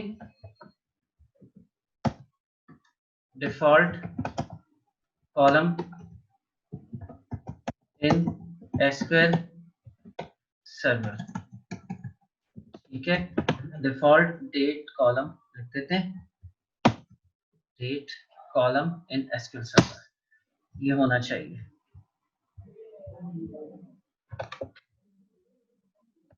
ठीक है। अगर ये मुझे बता देता है तो एक और चीज मैं आपको सिखाने में कामयाब हो जाऊंगा। दिया तो है डिफॉल्ट, हाँ देखा, अरे यार वाह, ठीक है जी, ये है डिफॉल्ट, और यहाँ पे जाके मैंने क्या लिखा, GET cat DATE date. In case अगर मैं कोई डेट नहीं डालता तो ये क्या काम करेगा, सिस्टम की डिफॉल्ट डेट लेके चला जाएगा। कितने में आ रही है बात, समझ आ रही है? कोई खतरनाक चीज तो नहीं है? आगे चलते हैं। टाइम क्या हुआ है, 6:30, ठीक है। अगर जिंदगी रही तो पार्ट 2 लेना पड़ेगा इसका, ठीक है, ओके। यहां तक चलते हैं, कॉमा करते हैं। अच्छा, अब मुझे जाके फॉरेन की लगानी है, यहाँ पे क्या लगानी है, फॉरेन की लगानी है, ठीक है। मुझे अगर यहाँ पे बेटा फॉरेन की लगानी है तो दो तरीके हैं, या तो मैं अलग से अपडेट टेबल करके और एक ऐड की करके मैं लगा सकता हूँ, एक तरीका तो ये। दूसरा यहाँ पे ये कि मैं जाके यहाँ पे सारे कॉलम्स ले लूं, फॉरेन की का कॉलम हो तो नीचे ऐड कॉन्स्टेंट करके फॉरेन की लगा दूं। समझ आई, समझ आई बात पे कोई? अच्छा, तो मैं थोड़ा सा आसान वे की तरफ जा रहा हूँ, ठीक है। तो मैंने यहाँ पे बोला कि डिपार्टमेंट आईडी यहाँ पे जाके इंट है,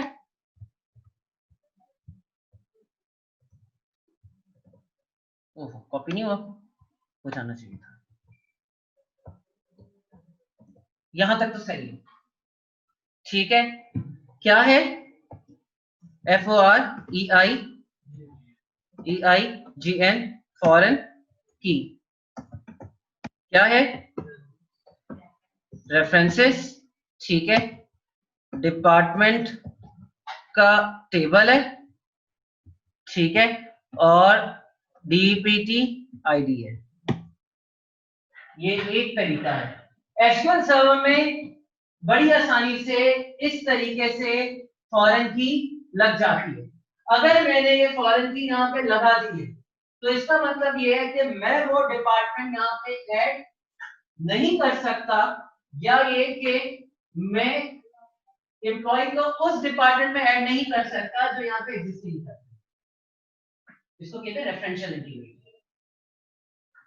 यानी मैंने अगर यहाँ पे डिपार्टमेंट नंबर 1002 था, 1001 4 डिपार्टमेंट थे, मैंने एक बंदे को ऐसे डिपार्टमेंट में डालने की कोशिश की जो यहाँ पे एग्जिस्ट ही नहीं करती आई, फिर डालने नहीं दिया, ठीक है। मैंने यहाँ पे क्या किया है, रेफरेंस क्रिएट कर, ठीक है।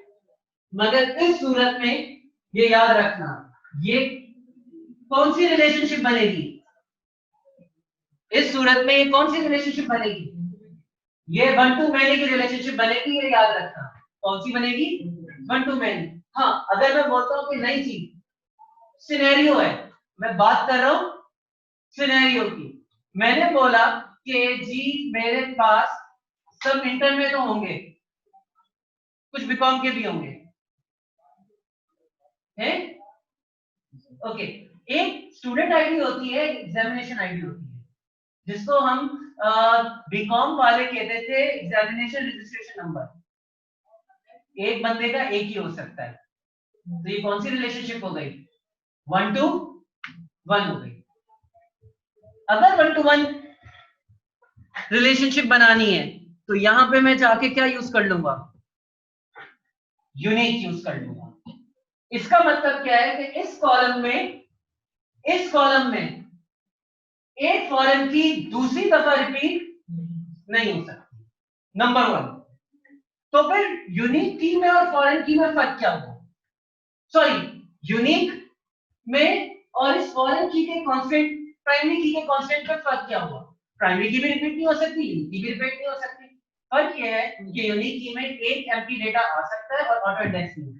यानी अगर मैं बोलूं कि यहाँ पे कोई एक ऐसा कॉलम बना दूं, जैसे मैंने इसको बोला, चलो इसको मैं समझा देता हूँ यूनिक को समझाने के लिए। इस बेचारे का कोई ना कोई सेल नंबर होगा, ठीक है जी, सेल नंबर है।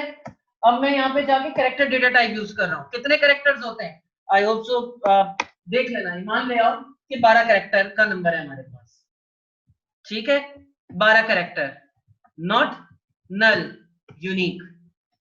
अब मैं नॉट नल इसलिए लगा रहा हूं कि इसका मतलब क्या है, नंबर डालना मस्ट है, तो वो एक एम्प्टी को मैंने हटा दिया। मैंने 12 इसलिए यहाँ पे लिखा क्योंकि 0, 300, 200, 5794, अब उससे कम तो वैल्यू जाएगी, ठीक है। तो यूनिक समझ आया, ऑल्दो वो वहां पे मौजूद नहीं था क्योंकि वो मैं समझाने के लिए नॉर्मलाइजेशन कर रहा था, मगर यहाँ पे मुझे वो टॉपिक कवर करना है, तो अगर मैंने यहाँ यूनिक डाल दिया, यूनिक का मतलब समझ आया। और यदि यही यूनिक आपके पास कॉलम की में आ जाए तो इसका मतलब क्या हुआ, क्या हुआ कि आपके पास रिलेशनशिप क्या हो जाएगी, 1 to 1 हो जाएगी, ठीक है जी, बात समझ आई, फिर कोई सही, शुक्र है, असल चीज है समझाना,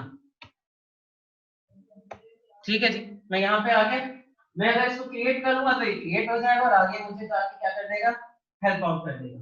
मेरे पास 6:35 हुए, ठीक है, मैंने यूनिक समझा दिया, मैंने डिफॉल्ट समझा दिया, मैंने नॉट नल समझा दिया, मैंने यहाँ पे आइडेंटिटी कॉलम बता दिया। और एक और किस्म का आइडेंटिटी कॉलम होता है जिसको जीओआईडी कॉलम कहते हैं, वो भी आपके बुक में मौजूद है, ठीक है, वो भी आपके पास मौजूद है इंशाल्लाह ताला, वो किसी क्लास में किसी को समझा दूंगा, ठीक है, वो आपका जीओआईडी कॉलम है, ठीक है। अगर लास्ट में टाइम बचा तो वो मैं करवा दूंगा। मेरे ख्याल से मैं इससे आगे डेटाबेस बैकअप का मैं बीच में 5 मिनट का मैं जो है रोक के बता दूंगा, ठीक है जी। यहाँ पे आ गए, इधर आ गए, ठीक है। अब मेरे पास जो सिनेरियो है वो ये दो है, मेरे पास प्रोडक्ट है, ठीक है, और प्रोडक्ट असाइनमेंट है, ठीक है, और असाइनमेंट में मेरे पास मल्टीपल फॉरेन कीज जा रही है, ठीक है जी। तो आ जाते हैं इसकी तरफ और ये भी बना देते हैं, ठीक है, तकरीबन 5 से 6 मिनट लगेंगे और इजीली सब कुछ क्रिएट हो जाएगा, ठीक है।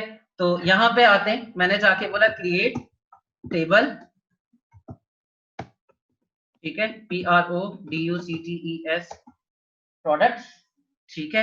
यहाँ से गया, यहाँ पे गया, इधर आए, मेरे पास यहाँ पे क्या थी, प्रोडक्ट आईडी इंट है और प्राइमरी की है, आइडेंटिटी है, ठीक है। और मैंने बोला ये 3000 से स्टार्ट होगा और एवरी टाइम 1 का इंक्रीमेंट होगा, ठीक है। इसको यहाँ से बंद किया, यहाँ पे गए, मेरे पास क्या है, प्रोडक्ट का नाम है, ठीक है। इसको आसान करने के लिए PROD इसको कर देते हैं और इसको आसान करने के लिए PROD नेम कर देते हैं।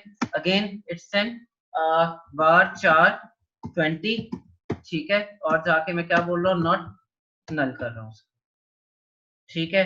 ये भी हो गया। अब मुझे जाके ब्रिज क्रिएट करना है इस प्रोडक्ट के बीच में और एम्प्लॉय के बीच में, ठीक है। तो वो भी टेबल बना देते हैं, और वो कौन सा है, प्रोडक्ट असाइनमेंट का टेबल है, ठीक है। तो यहाँ पे आते हैं, PRODUCT प्रोडक्ट, ठीक है, क्रिएट टेबल प्रोडक्ट असाइनमेंट, ठीक है। ये यहाँ से स्टार्ट होगा, इधर खत्म होगा, ठीक है।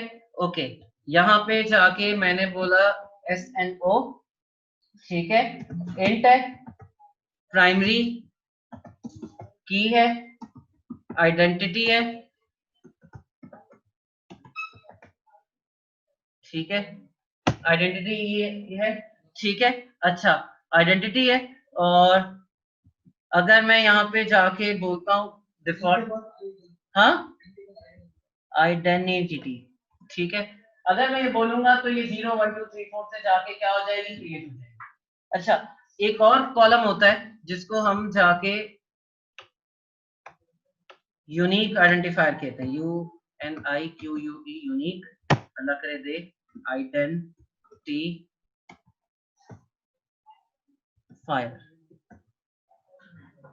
ये आपका GUID कॉलम होता है। एवरी टाइम ये 16 बिट की एक अलग वैल्यू आपके क्या करते हैं, जनरेट करता है, ठीक है। हाँ, न्यू, और इसकी जो आईडी होती है वो न्यू सीक्वेंशियल आईडी होती है, यानी यहाँ पे जाके मेरे पास यहाँ पे क्या होगा, अगर मैं इसको बाय डिफॉल्ट क्रिएट करना चाहता हूँ तो मैं यहाँ पे क्या यूज करूंगा, डिफॉल्ट, ठीक है, न्यू सीक्वेंशियल, ये मैं हेल्प ले लेता हूँ, ठीक है।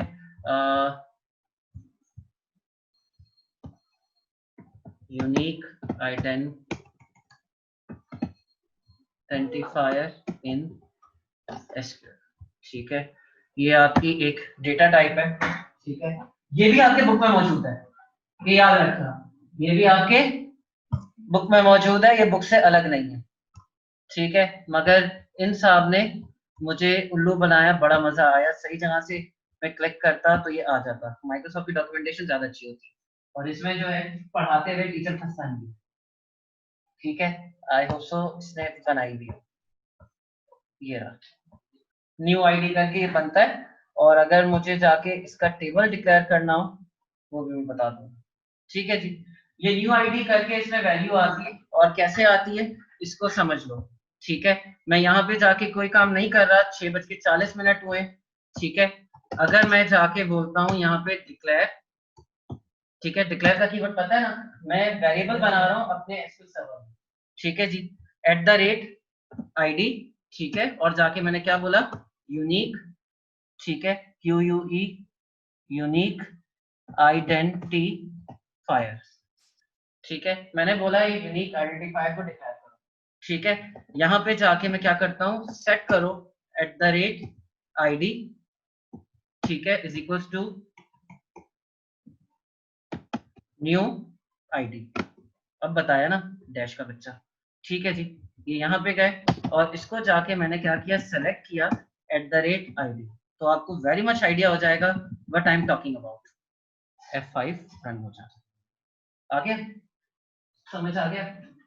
इसको रखने का मकसद क्या होता है, और मैंने यहाँ पे क्यों नहीं रखा, क्योंकि मेरे लिए ये वर्ड बहुत बड़ा था, ठीक है। मगर नॉर्मली जब भी आपने जाके आइडेंटिटी कॉलम्स बनाने हैं ना, यूनिक आइडेंटिफायर यूज करने से फायदा ये होता है कि इंटीजर की एक हद होती है, एक हद पे आके वो क्या हो जाता है, खत्म हो जाता है, यूनिक आइडेंटिफायर जब आप रखते हो तो आपके पास एवरी टाइम नई आईडी जनरेट होती है, मगर इसका नुकसान क्या होता है कि इसको याद रखना, इसको स्टोर प्रोसीजर में कॉल करना थोड़ा सा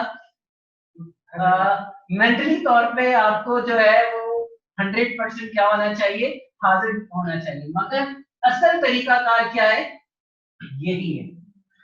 अगर मैं इसको बोलता हूँ डिफॉल्ट GUID, अगर डिफॉल्ट को मैं डालूं तो क्यूरी डालते हुए इस कॉलम में मैं न्यू आईडी करके वैल्यू को क्या करूंगा, डालूंगा। इतने इंटेलिजेंट हो कि मेरी बात ये सारी आप क्या हो जाओगे, समझ जाओगे। समझ आई? तो कितने किस्मों के कॉलम मैंने आप लोगों को बता दिए। मैंने डिफॉल्ट बता दिया, डिफॉल्ट में मैंने सिंपल डिफॉल्ट बता दिया, यूनिक आइडेंटिफायर के साथ डिफॉल्ट बता दिया, मैंने नॉट आप लोगों को बता दिया। ठीक है, मैंने चेक का कांस्टेंट कैसे लगेगा, मैंने वो आप लोगों के सामने क्या कर दिया, बता दिया। किसी को और ज्यादा कोई एतराज नहीं होगा। मैं इसको यहाँ पे जानबूझ के रख रहा हूँ कि जब मैं ये स्क्रिप्टिंग जाके शेयर करूंगा तो ये फाइल आप लोगों को हमेशा याद रहेगी, मगर अपनी आसानी के लिए इसको जाके मैं यहाँ पे इंट कर रहा हूँ, प्राइमरी की बोल रहा हूँ और इसको यहाँ पे आइडेंटिटी कर रहा हूँ। ठीक है जी, और ये 0 1 2 3 से बढ़ेगा। अब मुझे जाके क्या करना है, फॉरेन की लगानी है। फॉरेन की लगानी है तो पहले मैंने बोला कि जी प्रोडक्ट असाइन एम्प्लॉय को होगी और प्रोडक्ट असाइन होगी। तो इसका मतलब क्या है कि थोड़ा कॉपी पेस्ट से खेल लेते हैं। यहां से गए, क्योंकि मैं बार बार इतनी बड़ी बड़ी लाइनें नहीं लिखूंगा।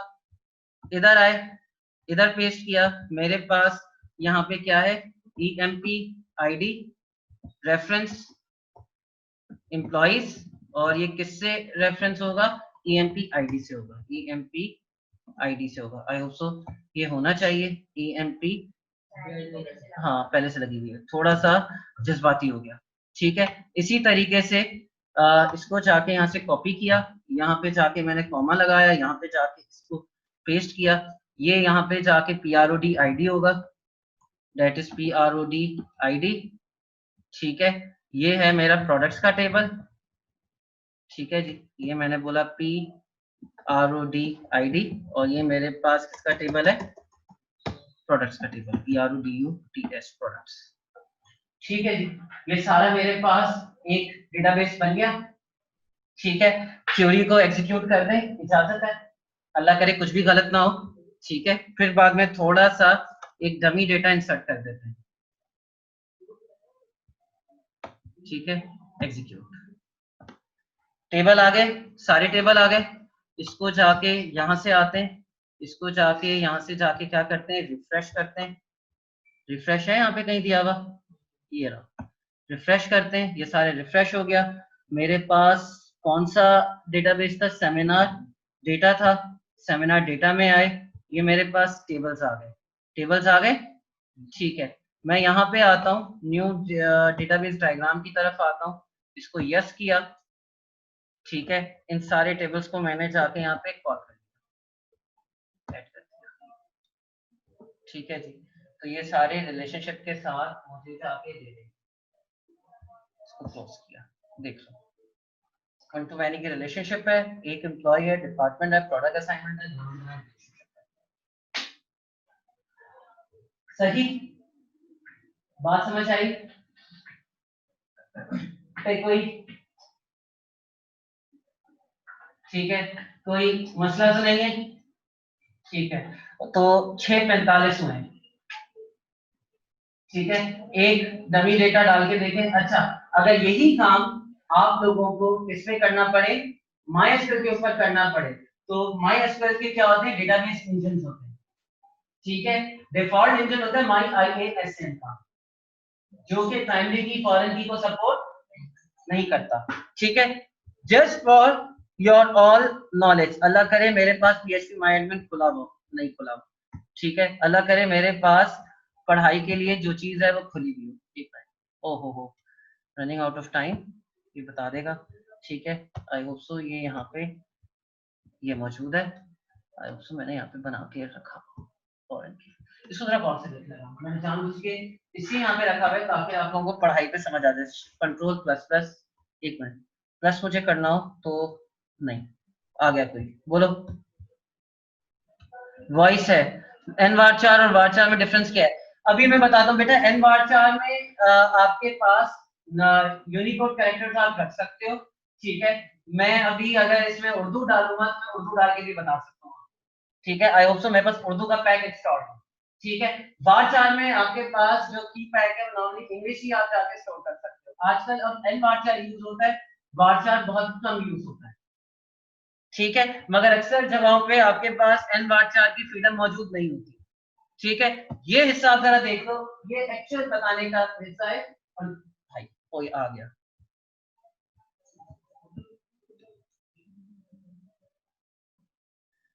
मेरी आवाज नहीं आ रही? आ तो रही होगी भाई, मैं बड़े जोर जोर से बोल रहा हूँ। एक मिनट देख लेते हैं भाई, मेरी आवाज आ रही होगी भाई। ठीक है, अच्छा जी, जी आ रही है, थैंक यू बेटा। बस मुझे एक चीज समझानी है मुझे। ओके, सही, यहाँ तक मुझे समझाने दो ताकि बात समझ आ जाए। अरे भाई कोई जाने ही नहीं दे रहा। ठीक है, ओके, एक चीज आती है एप्टेक कॉपी, यहाँ पे आए, विंडो आर, नोटपैड, चलो अब भागो, अब करो मुझे काम। ठीक है जी, ओके, अगर आपने प्राइमरी की फॉरेन की लगानी है मारियाडीबी में और माई एसक्यूएल में, तो इंजन आपका क्या होना चाहिए? इनोडीबी होना चाहिए, ये याद रखना। और अगर आप इनोडीबी लगाओगे, अगर आप इनोडीबी लगाओगे तो प्राइमरी की फॉरेन की काम करेगी, वरना आपकी काम नहीं करेगी, क्रिएट हो जाएगी मगर कनेक्ट नहीं होगी। ठीक है, अच्छा, इसमें लगाने का तरीका कार, क्योंकि फिर आजा भाई, देख लो दो टेबल है, कहीं फॉरेन की बनाएंगे, थोड़ा सा डिफरेंस फॉरेन की क्यूरी में देख लो। ये चीज नहीं हो, नहीं भी हो तो कोई मसला नहीं है, कोई मसला नहीं। वो कैस्केडिंग इन्होंने लगाई है। कैस्केडिंग का मतलब क्या है कि बाय डिफॉल्ट मैं उस वक्त तक, अगर ये सिचुएशन मौजूद है तो मैं उस वक्त तक ऑथर के टेबल का रिकॉर्ड डिलीट नहीं कर सकता जब तक उसके अंदर की तमाम बुक्स ना उड़ा दूं। सॉरी, हाँ यही है ना, हाँ यही, ठीक है, उस वक्त तक उसकी तमाम बुक्स ना उड़ा दूं। मगर अगर मैं ये पॉइंट लिख दूंगा, कंट्रोल जेड, तेरी मेहरबानी, ठीक है, मगर यहाँ पे इसने किया क्या है, डिलीट कैस्केड। डिलीट कैस्केड का यहाँ पे मतलब क्या है, इसको जरा गौर से समझ लेना कि अगर मैंने चाइल्ड टेबल से रिकॉर्ड डिलीट किया तो कैस्केडिंग हो जाएगी, उससे रिलेटेड सारी चीजें होना स्टार्ट हो जाएगी। ठीक है, और अपडेट रिस्ट्रिक्ट का मतलब क्या है कि मैं चाइल्ड टेबल में रहते हुए फॉरेन की में अपडेट करने की कोशिश करूंगा तो वो अपडेट करने मुझे नहीं देगा। ठीक है, तो बाय डिफॉल्ट अगर ये हटा हुआ है और कैस्केडिंग ऑफ हुई हुई है तो इसका मतलब क्या है कि मैं, मुझे फॉरेन की से के टेबल से मैं उस वक्त तक रिकॉर्ड नहीं डिलीट कर सकता जब तक चाइल्ड के तमाम वो रिकॉर्ड्स जिसमें वो फॉरेन की मौजूद है डिलीट ना हो। याद रहेगी? आई थिंक कोई इतनी मुश्किल बात नहीं है, बस याद करने की चीज क्या है, इंजन है, और वो क्या है, इनोडीबी।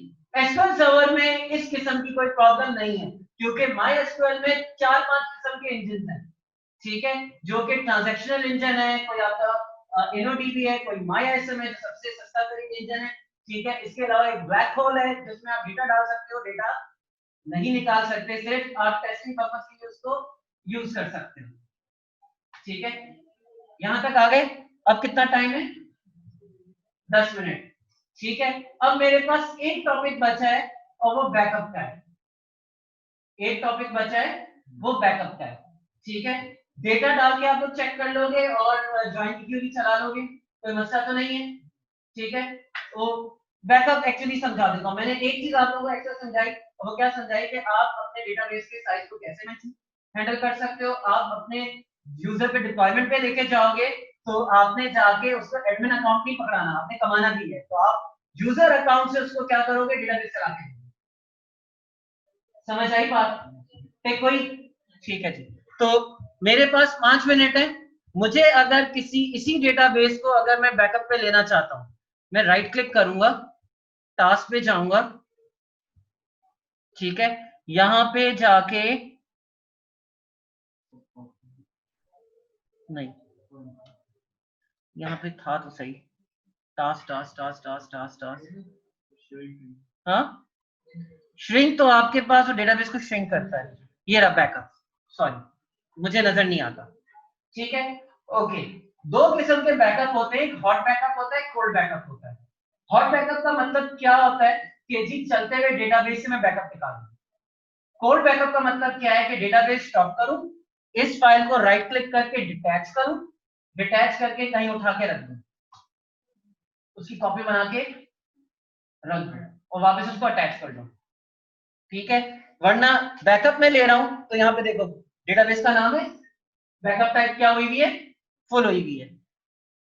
कहां पे ये क्रिएट करेगा, ये इस बात में क्रिएट करेगा, मतलब क्रिएट करने का मतलब क्या है कि अगर आपने इसी पे रखा और इसी उड़ा तो बैकअप के साथ में चला गया, ये काम आपने नहीं करना। समझ आई बात। दूसरा आपके पास ऑप्शन क्या है, ये आपके पास बैकअप टू डिस्क है, ये डिफरेंट ऑप्शंस हैं। यूआरएल है, मैं अगर चाहूं तो किसी वेब पे भी जाके इस बैकअप को रख सकता हूं, बशर्ते कि यूआरएल मेरे पास मौजूद हो। ठीक है, ओके। फाइल ग्रुप मैं नहीं करना चाहता, मैं लॉजिकल लेना चाहता हूं। इसके बाद मेरे पास मीडिया ऑप्शंस हैं कि पिछले बैकअप के साथ मैंने क्या करना है। ठीक है, कि बैकअप पुराने में मैं उसको ऐड कर दूं या नए सिरे से बना दूं। तो मैं अगर यहाँ पे ओवरराइट पे क्लिक करूंगा तो इसका मतलब क्या है कि पिछला बैकअप उड़ा देगा, उसको ओवरराइट कर देगा। ठीक है, बैकअप ऑप्शंस में आता हूं, ये असल खतरनाक चीज है। बैकअप का सेट कितनी देर तक इफेक्टिव रखना है, बैकअप का सेट कितनी देर तक इफेक्टिव रखना है। तो बैकअप एक्सपायर आफ्टर 0 डे, यानी आज ही के दिन चलेगा, बाद में नहीं चलेगा। अगर मैंने जाके इसको बोला आफ्टर 10 डेज, तो इसका मतलब क्या है कि 10 दिन तक का बैकअप मेरे पास रहेगा। अगर डेटाबेस में कुछ छूट हो जाती है तो मैं 10 दिन पुराना डेटा लेके आ जाऊंगा, नया डेटा मुझे नहीं मिलेगा। तो आपके पास बैकअप क्यों किया जाता है इसको समझ लो। बैकअप करने का असल जो मेरा मकसद होता है वो क्या होता है कि इन केस कोई एम्बिग्युइटी आ जाए, सर्वर मेरा उड़ जाए, तो मेरे पास डेटा क्या हो जाए, रिकवर हो जाए। मेरे पास डेटा क्या हो जाए, रिकवर हो जाए। इसीलिए बैकअप को क्या किया जाता है, रखा जाता है। ठीक है, मैं यहाँ पे डेज भी दे सकता हूँ, मैंने बोला कि कितने डेज का है, 2 डेज का है। ठीक है, सबसे पहले मुझे याद होना चाहिए बैकअप बना कहाँ रहा है, तो जरा मैं जाके ऐड पे जाता हूँ, इसको जाके यहाँ से एपटेक कॉपी करता हूँ, विंडो आर करता हूँ, यहाँ पे जाके नोटपैड करता हूँ, यहाँ से एपटेक पेस्ट करता हूँ, मैं नीचे गया, इसको जाके एस्केप मारा। ठीक है, अब मैं इसको ओके करता हूँ, इसका बैकअप बनाना क्या कर देगा, शुरू कर देगा। ईमान ले आओ कि इसके अंदर डेटा मौजूद था, ईमान ले आओ इसके अंदर डेटा मौजूद था, इसको ओके किया। ठीक है, ओके किया, कोई बंदा जज्बाती हो गया, इसको बंद कर देते हैं, यहाँ से इसको यस करते हैं। ठीक है, इसको ओके करते हैं। ठीक है, अब मैं यहाँ पे आया, इधर आया, मेरे पास प्रोडक्ट असाइनमेंट का टेबल था और ये यहाँ से हो गया डिलीट, अल्लाह करे। और ये प्रोडक्ट असाइनमेंट का टेबल क्या हो गया, डिलीट, अल्लाह डेटा मिल गया, प्रोडक्ट असाइनमेंट सब कुछ गया। ठीक है, तो अब मैं जाके क्या करूंगा, मैं यहाँ पे जाऊंगा, इधर जाऊंगा, मैंने जाके क्या किया, रिस्टोर डेटाबेस पे आया। ठीक है, मेरा डेटाबेस का बैकअप कहाँ पे रखा हुआ है, मेरा डेटाबेस का बैकअप यहाँ पे रखा हुआ है, कंटिन्यू। ठीक है, मान लो कि किसी हार्ड डिस्क में ये बैकअप रखा हुआ है। ठीक है, मैंने बोला कि जी मैं जाके कौन सा डेटाबेस स्टोर कर रहा हूँ, सेमिनार का। ठीक है, जो डेटाबेस का पाथ है मैं यहाँ से भी जाके पिक कर सकता हूँ, मैं यहाँ से भी जाके पिक कर सकता हूँ। ठीक है, इसमें कोई मसला नहीं है। मैं चाहूँ तो ये डेटाबेस है, मैं डिवाइस से पिक करूंगा, डिवाइस से पिक करूंगा तो मैं यहाँ पे गया, इधर क्लिक किया। ठीक है, मैं यहाँ पे मौजूद था, ओके। ठीक है, मैं ऐड पे गया। ठीक है, तो मैं जाके वो पाथ यहाँ पे दूंगा और वहां से जाके इसको जाके क्या कर लूंगा, पिक कर लूंगा। वो तो उसने डायरेक्ट किसी उठा लिया कि मेरे हार्ड डिस्क पे था, मान लो कि मैंने यूएसबी डाली है और वहां से इस बैकअप को जाके क्या कर रहा हूँ, पिक कर रहा हूँ। इसको जाके यहाँ से ओके किया, ओके किया, इसने जाके इसको वेरीफाई किया, वेरीफाई कर लेते हैं कि ये एक्सपायर है कि नहीं है। इसको जाके क्या किया, ओके किया। ठीक है, जितना बड़ा डेटा होगा, जितना ज्यादा डेटा होगा, उतना ये क्या लेगा, टाइम लेगा। अभी मैंने टेबल इसलिए नहीं डाले थे ताकि ये जल्दी जल्दी ये मुझे शैतानी तरह काम करके दे।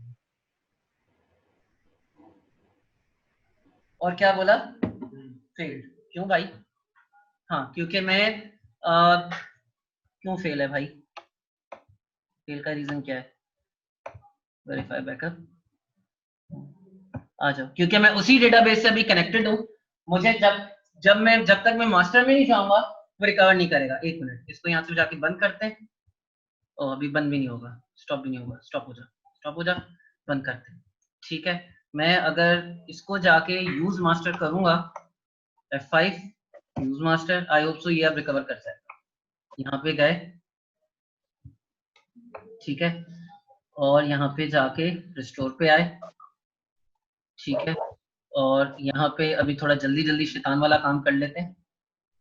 ठीक है, अब मेरे ख्याल से रिस्टोर हो जाना चाहिए। ठीक है, हो गया।